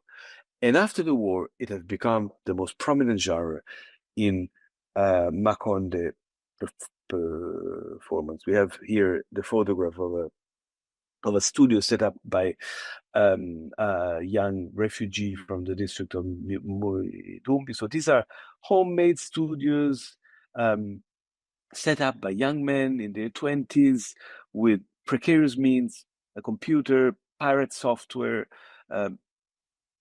second-hand headphones, and these young men are extremely skillful at putting together songs. It is a very accessible genre. I think it circulates on the social media. It is lucrative for the singers who make money composing songs for initiation rituals, for soccer teams, for individual parties, for businesses. And these songs used to go 2 years ago for around $25 a song, and a good singer can write, compose, and sing a song in a couple of hours. Some of them are really kind of masterful in coming up with the rhyme scheme, lyrics, go there, sing. They dub their voices 3 or 4 times to make choirs. They often work with an individual, with a specific producer, so that they know each other. They go very, very fast, and in 3 hours they've made their $20-$30, which is a lot in the context of a war economy. These songs are also very functional to disseminate political lyrics, because unlike traditional music, which can be easily policed by the state, these lyrics are diffused by social media. And so if somebody wants to sing a song that speaks badly of the president, they can do it. They don't put their names at the end. They throw it around. They can use voice altering softwares. And there you have, there was the case of a young man who sang an extremely reverent song about former President Filipe Nyusi, which everybody was playing. The young man was chased after, but he still could do it. He couldn't have done it in the in-person space of a traditional performance. Will electronic music completely supplant traditional music, and especially Mapiko as the main expressive form? There is this possibility, and certainly young men are very much drawn to it. However, there are 2 elements which mitigate this scenario. The first is, in fact, that within this electronic music, a lot, in fact, of the traditional idioms are conserved. So young people do research, they're attuned, they listen to traditional music. I'm using this term as a kind of a placeholder, but and then they incorporate it into their own compositions. So in fact, this electronic music functions in some ways as an archive, as an oral archive in which these expressions are conserved. At the same time, there is a synergy between traditional performance and electronic performance, and Mapiko especially, because often in their music videos, electronic music performance do want Mapiko to appear, and so they call in groups and they work with groups to produce musical videos which are a blend between traditional and electronic music. This research that I briefly presented was largely based in the city of Pemba and in the neighboring districts, which host a large number of Makonde refugees. What is happening in Mueda on the Makonde Plateau? I have not been able to go there in 2023. The roads weren't good, and the plane was only open to UN and NGO personnel. So I cannot tell for sure, and it is an area that needs definitely new research. Mapiko has been inscribed on the list of endangered immaterial heritage in 2023. Whether this will reflect positively on the reality of performance of Mapiko in the north, we don't know. What I've heard from IDPs is that in a first phase, Mapiko almost disappeared throughout the plateau after the attacks of the insurgents. However, from 2021 onwards, with the intervention of the Rwandans and the creation of a local militia formed by war veterans called Forza Local, the local force, I have had reports of Mapiko groups reforming in these villages and dancing under the watch of the local force. What are these new groups dancing, and what are they singing? I do not know. I have a hunch that we might be witnessing to a hardening of Makonde identity in a militarized anti-Islamist sense. On the other hand, though, there's also much stronger disaffiliation from the state, from the liberation narrative, and from Frelimo itself. So how exactly Mapiko is going to evolve in this context of identity hardening, militarization, dislocation of war, I do not know.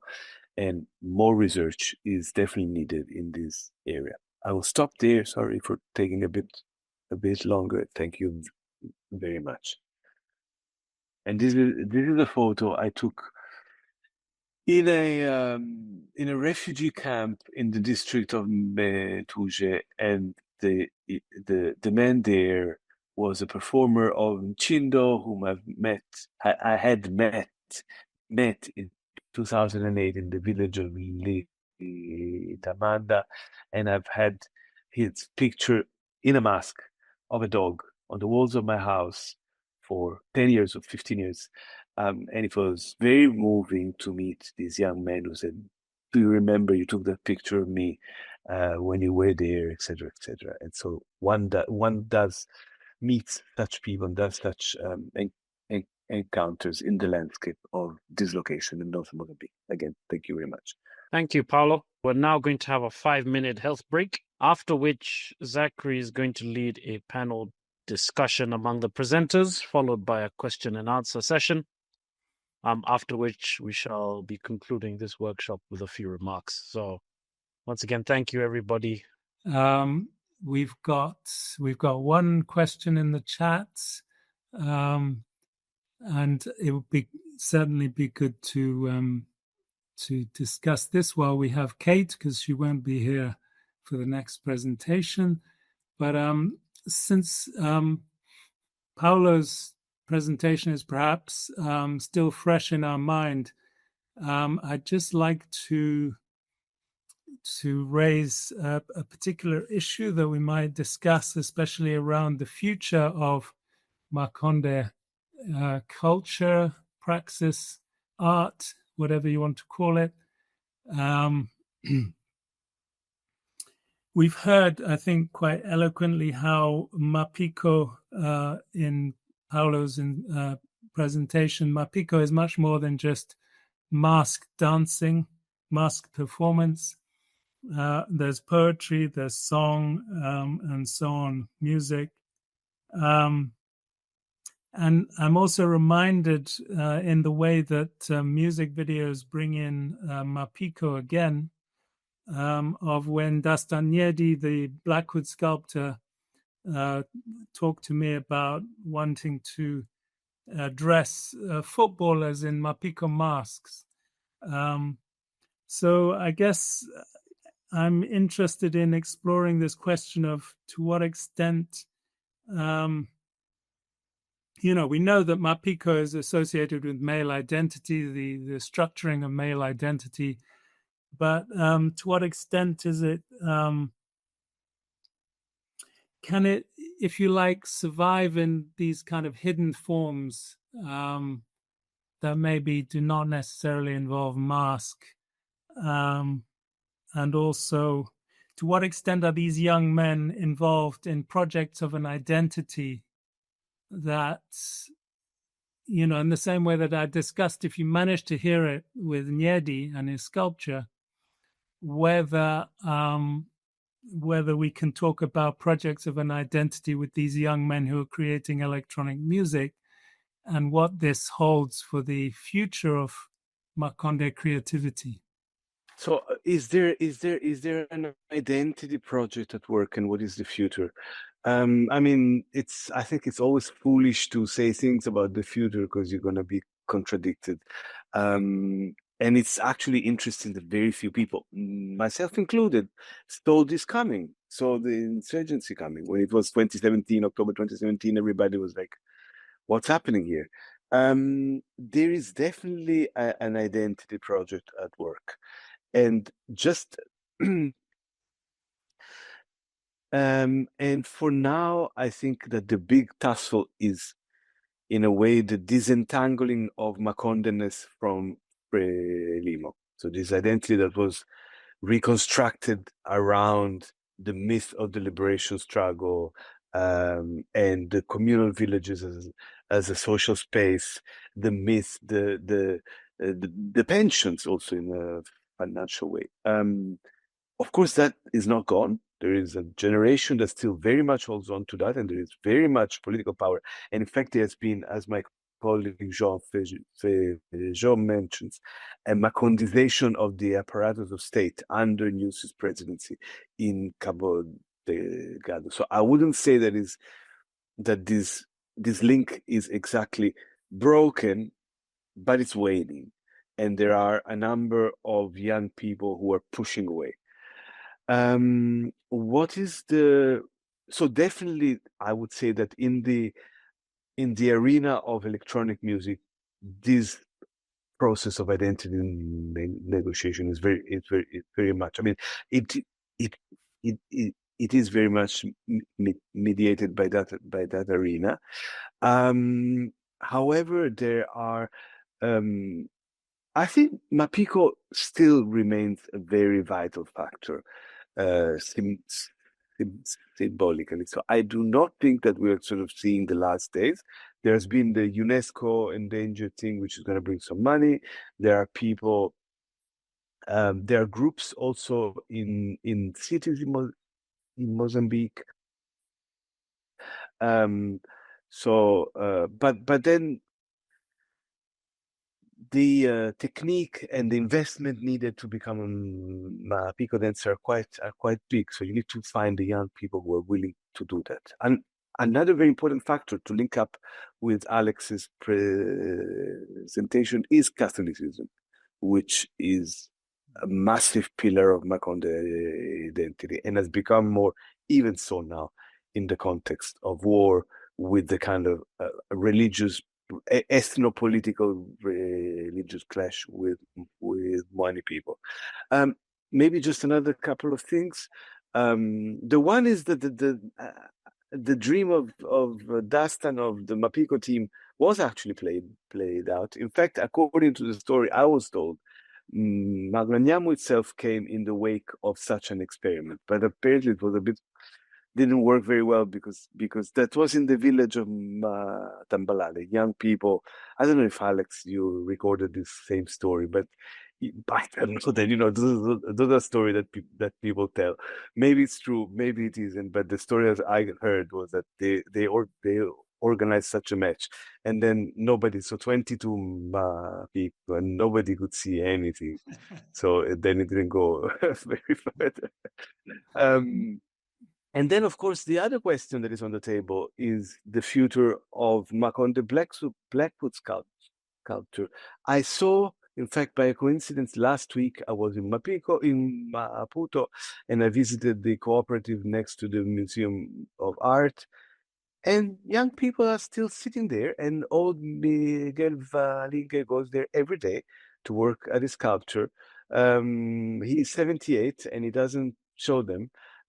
So that was kind of heartening. And there are cooperatives in Nampula, in Pemba. It is not thriving, but it's continuing, and it sustains itself with patronage. I mean, now people were busy doing statues for the 50th anniversary of the independence of Mozambique. Many of them were not exciting, but that kind of mass production finances more interesting work.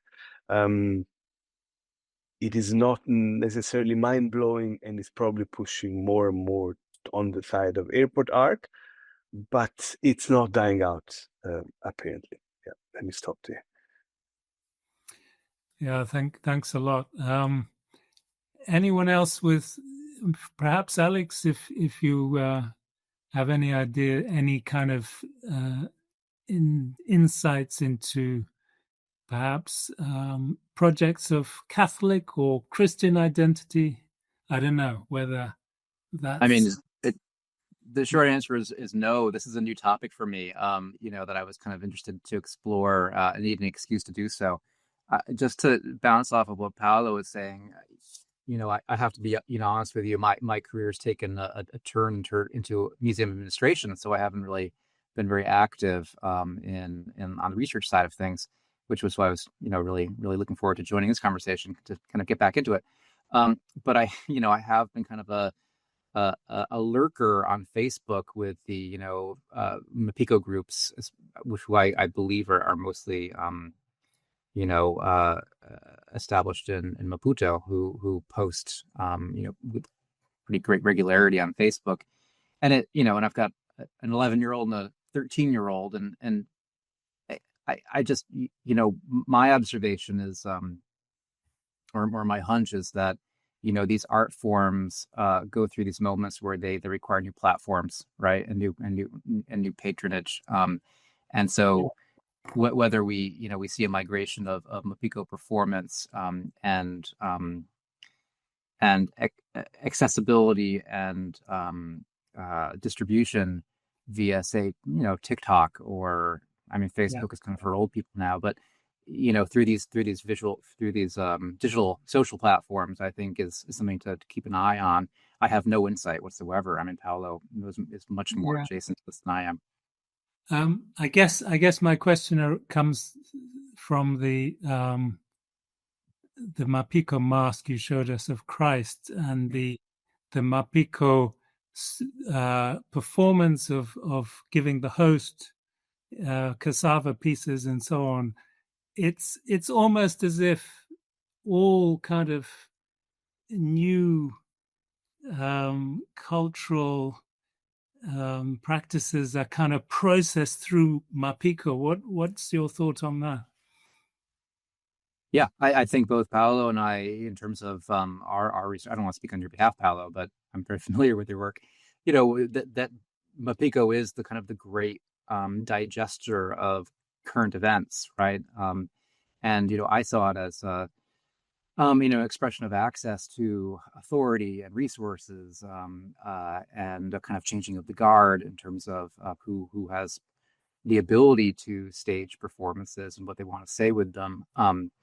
And Mapiko, as a constellation of different art forms involving multiple people, is kind of a logical place for these larger social changes to be, as I say, kind of interpreted and digested and then represented by groups of like-minded individuals. So in that regard, whether it be the the adoption of Christian identity by Makondes, or whether it be in reaction to external factors like violence. We can't tell the future, nor should we try. But based upon the endurance of Mapiko as an art form thus far, through so many, frankly, paradigmatic changes in Mozambique, like it seems likely that it'll return in a different form, but just as strong. Yeah, no, thanks for that. I think also there's another issue, perhaps, that comes in when Paolo mentions the massive explosion of digital music making, but also trying to bring Mapiko into that, and what you're talking about in terms of access to power and so on in different domains. Can we say that Mapiko is tied up in any way with a kind of ethos of egalitarianism? Do you see what I mean? Do you see what I'm trying to get at? Or is that not really valid? Is power being exerted, or are there certain sort of ways in which Mapiko speaks to a kind of egalitarian forging of access to certain cultural resources and so on? I don't know if you see where I'm going with this, but if you have any thoughts. Either Paolo or Alex. You have a what? Sorry? Either Paolo or Alex. Yeah. Paolo, I don't know if you want to take this on. As you wish. I mean, I don't know. I haven't thought about it in this way. I mean, I think that my take is that there was quite an egalitarian drive in Makonde's society. I mean, I wrote recently about it, especially in the time of slavery. I mean, it is the kind of classic acephalous. It was classic acephalous, more or less egalitarian, with the discourse of witchcraft that serves as a great leveler. So if you sort of, as shown by Harry West, if you're greedy, then you are the witch, etc., etc. However, this changed. There were forms of accumulation during colonialism, mediated by migrant labor, the case of Lazaron Cavandame. However, I think, it was quite misinterpreted, because I think there was quite a egalitarian drive in some of the political interventions he made too. And then, of course, the social structure of the society changed quite significantly with Frelimo and with the introduction of a vertical pyramidal structure of power. However, with centripetal forces quite often. So people obeyed, but there's also, even kind of embedded in a Makonde ethos of saying, I don't want to. And I think this re-emerged in recent times with the insurgency, with the creation of this kind of local militias which function quite autonomously, etc. As to Mapiko, I am not I think I need to think about it, whether it contributed to some kind of, because on the one hand there were cases, patronage was very crucial. So there were cases in which, in fact, these people were merged, like Nampiopio and others had the funds to sustain and support these big groups. So whether talent in a way could be seen as a leveler or competition itself, I don't know, but I need to think about it a bit more. Mm-hmm. Yeah, I suppose, that's interesting, the ethos of I don't want to. Angutam, that's I'm sure Alex has heard it a million times too. And when people say that, don't insist, because it's no. Yeah. No, that's interesting. Let's go to Alex's question for Kate now, shall we? Sorry, Kate, can I just add on this? I think that in some ways Samaki's inaugural artwork also comes from that, very much from, as you wrote on it, from the ethos of defiance, of I don't want to, of breakaway, of rebellion, thank you for that. So Kate, are you still with us? I hope so. Yeah, I'm here, Zachary. So Alex has written, your presentation makes me think of Frelimo's rhetoric regarding the place of the artist in Mozambican society in the 70s and 80s, art making a socialist practice in support of the state versus creating for a bourgeois class. The origins of that perspective in conversations happening elsewhere in the continent and the world should be further researched, or perhaps there have been, I'm unaware. Do you have a take on that? Very happy to respond. First of all, of course, I'm really grateful to Alex's sort of brilliant research on Makonde within socialist structures. Your essay on Makonde sculpture as socialist realism is one that I teach. It's really an excellent piece of writing. And of course, Antiro is part of Nyerere's government by extension. After being ambassador, he becomes cultural commissioner, which is where he's much more heavily involved in the building up of cultural infrastructure, right at the moment, of course, in which the Arusha Declaration and Ujamaa come in as the guiding socialist philosophy for Tanzania. So, but Antiro's identification as a kind of strong socialist is actually some subject of debate. So Professor Elias Jengo, for example, sort of isn't totally sold on the idea that all of Sam Antiro's work was guided by being this kind of good socialist comrade. Certainly, I think it strikes me that he's weighing up in this kind of mid-60s moment before Ujamaa is really kind of formalized in 67. He's weighing up all these different experiences that he's had in these big international conferences and conversations, New York being, one of the, perhaps the one where he's most prominent in 64.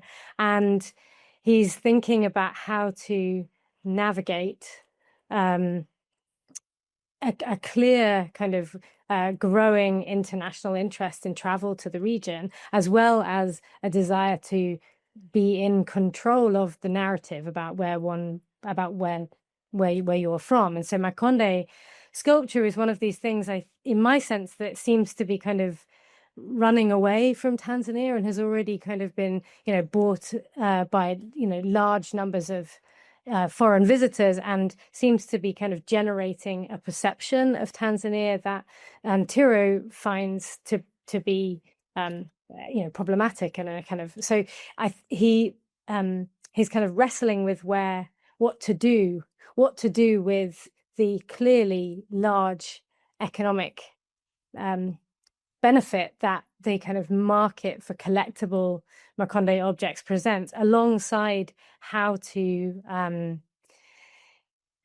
of project a sort of confident sense of self. Is he sees a kind of living museum space as this kind of potential solution to that. And that actually isn't a very socialist museum concept, because the Soviet theories of kind of museums were that museums were these prison spaces, basically, for problematic heritage. It's where you put, your imperial heritage or otherwise. The idea of a kind of living museum space is has kind of different origins, I think. But I think, certainly there are elements of his clear socialist sympathies that are kind of wanting to disentangle the market and the commerce, I guess, from art making. But there's also a clear pragmatism that I think has come from this international interaction and engagement that is born of him being, a diplomat. And so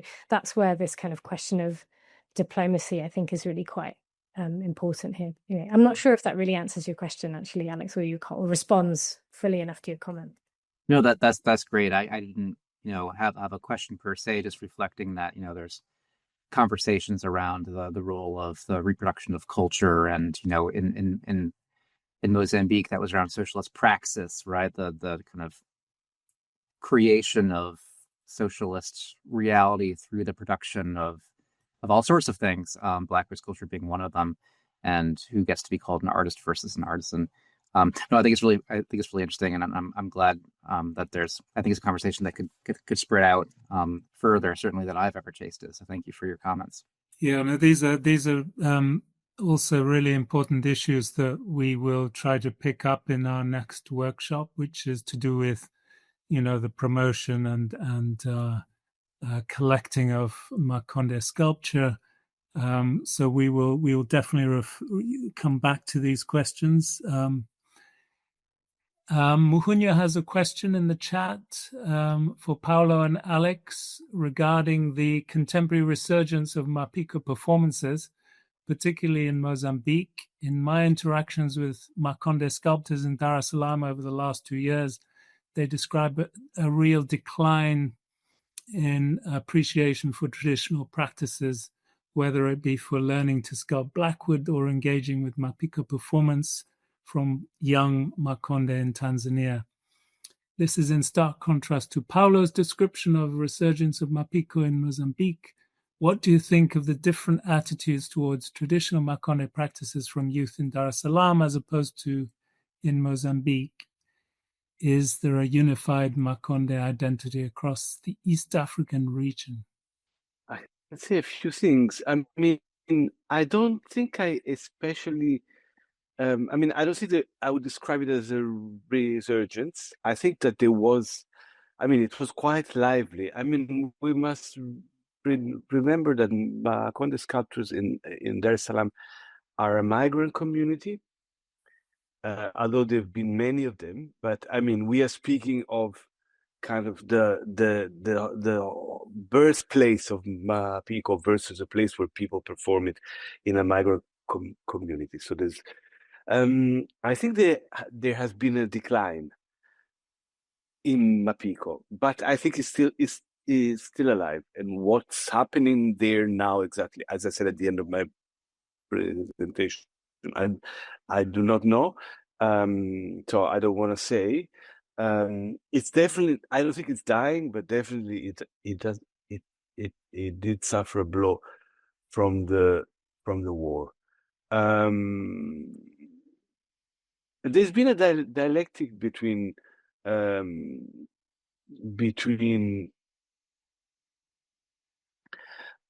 as far as I know, Makonde in Dar es Salaam and Makonde in Mozambique. I don't think one can speak of a unified Makonde identity across the East African region. The Makonde of southern Tanzania have diverged in language, culture, historical experience quite significantly.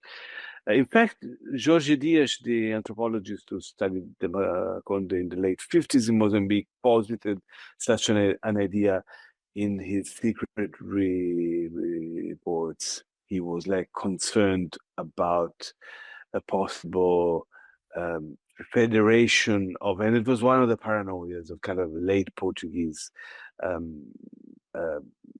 surveillance, and he was wrong. So I don't think that one can speak about that. In fact, there is a fragmentation of historical experience. However, I was speaking, gosh, don't remember her name now, but somebody who's doing a PhD in France on the historical migration relationships between northern Mozambique and Tanzania, and that's a core element. So if there is a shared identity, is this history of cross-border migration? There's also that article, in fact, that Alex, you wrote on this. What's the big book on trans-border thing that was very interesting. Yeah.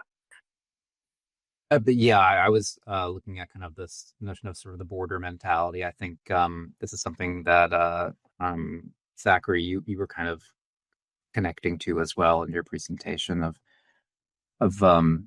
times at which you have populations that are mobile and part of their identities are formed through that very mobility. But again, my experience in 2004 of Muedan Plateau was that Tanzanian Makonde visitors were perceived as somewhat othered for the reasons that Paolo identified of distinctions in terms of language, perhaps religion, and frankly, just historical experience and experience of the present as well.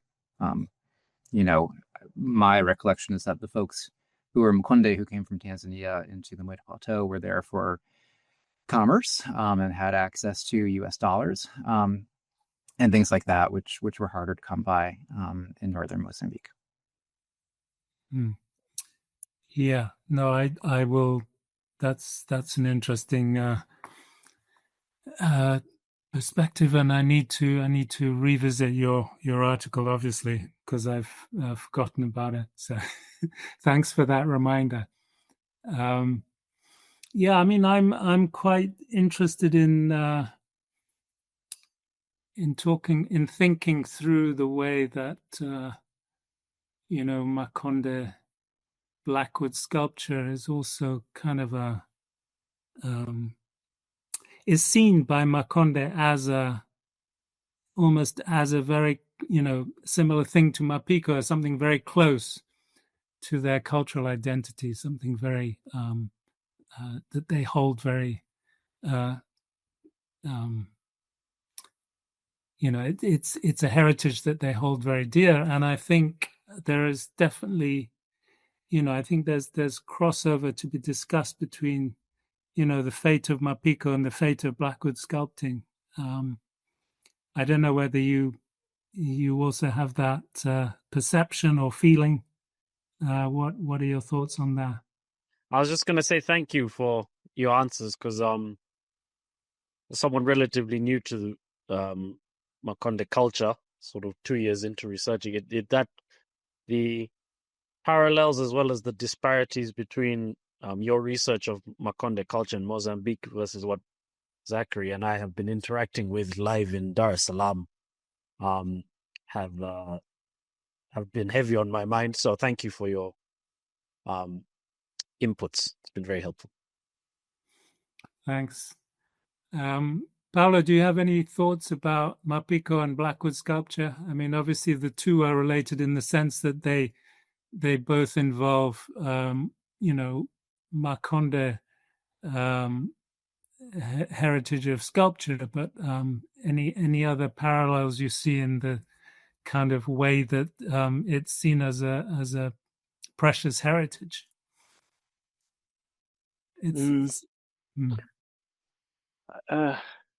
I think that thinking of the cuff, I mean, obviously there are links. The practice of sculpture is the same.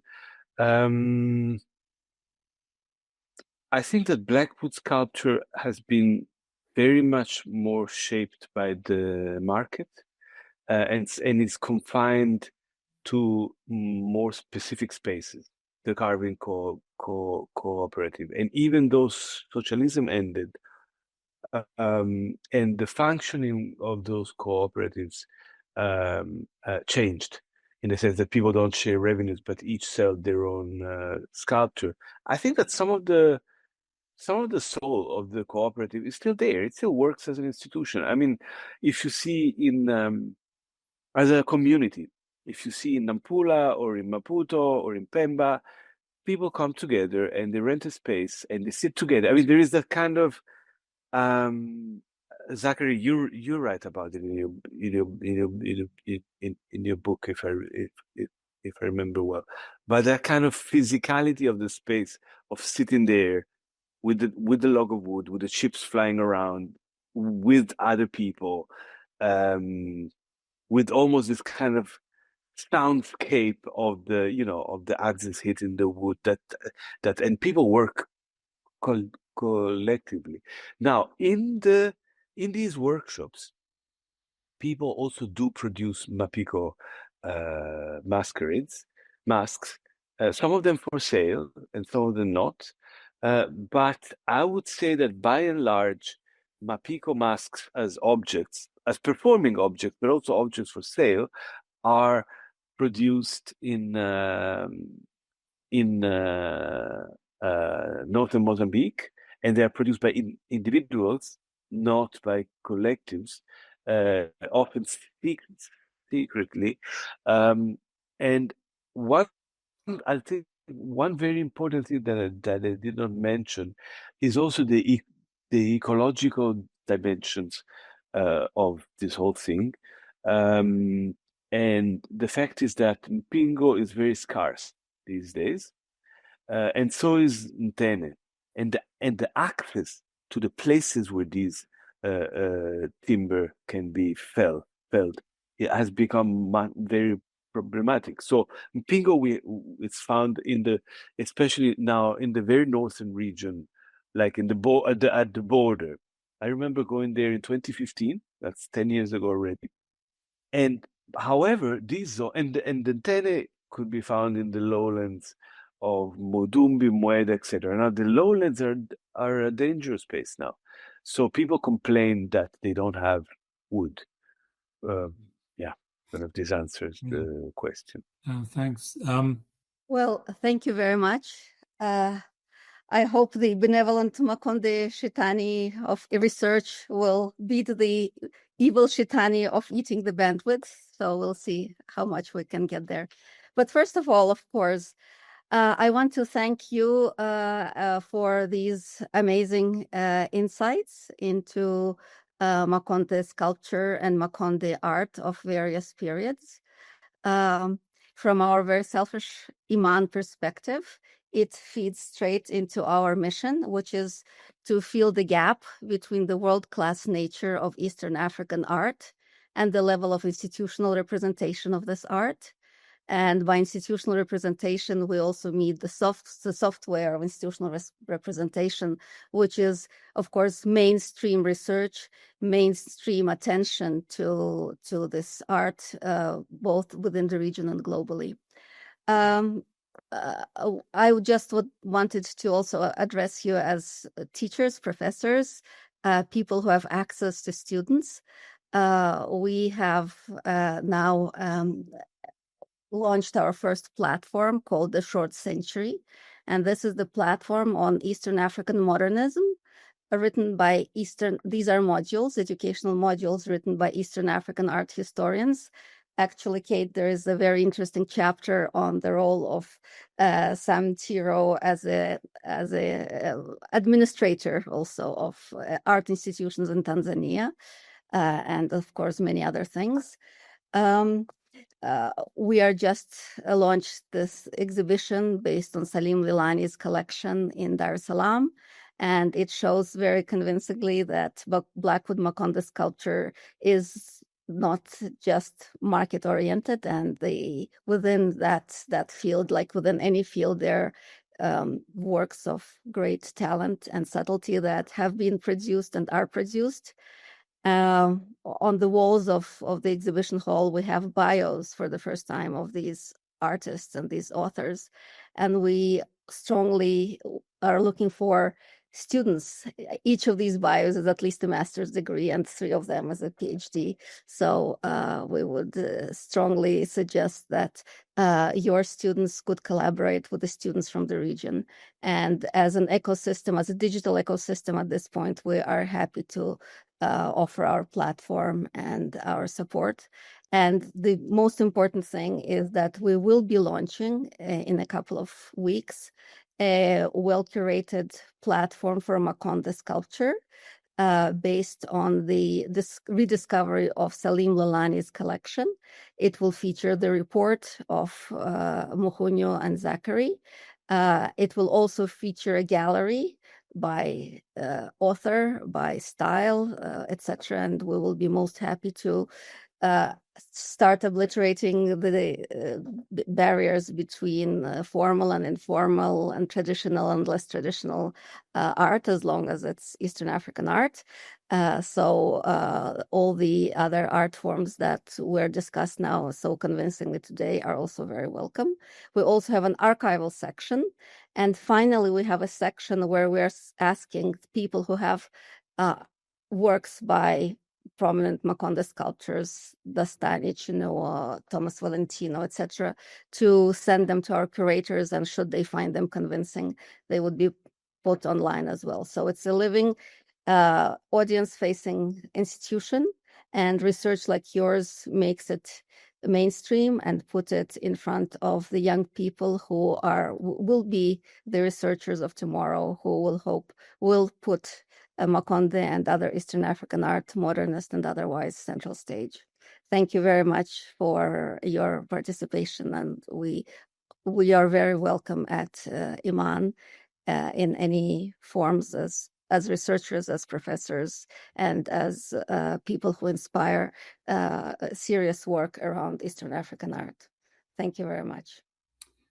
Thank you very much, Maria, and everybody else. And enjoy the rest of your day or evening or morning, and hope to see you on the 11th of July.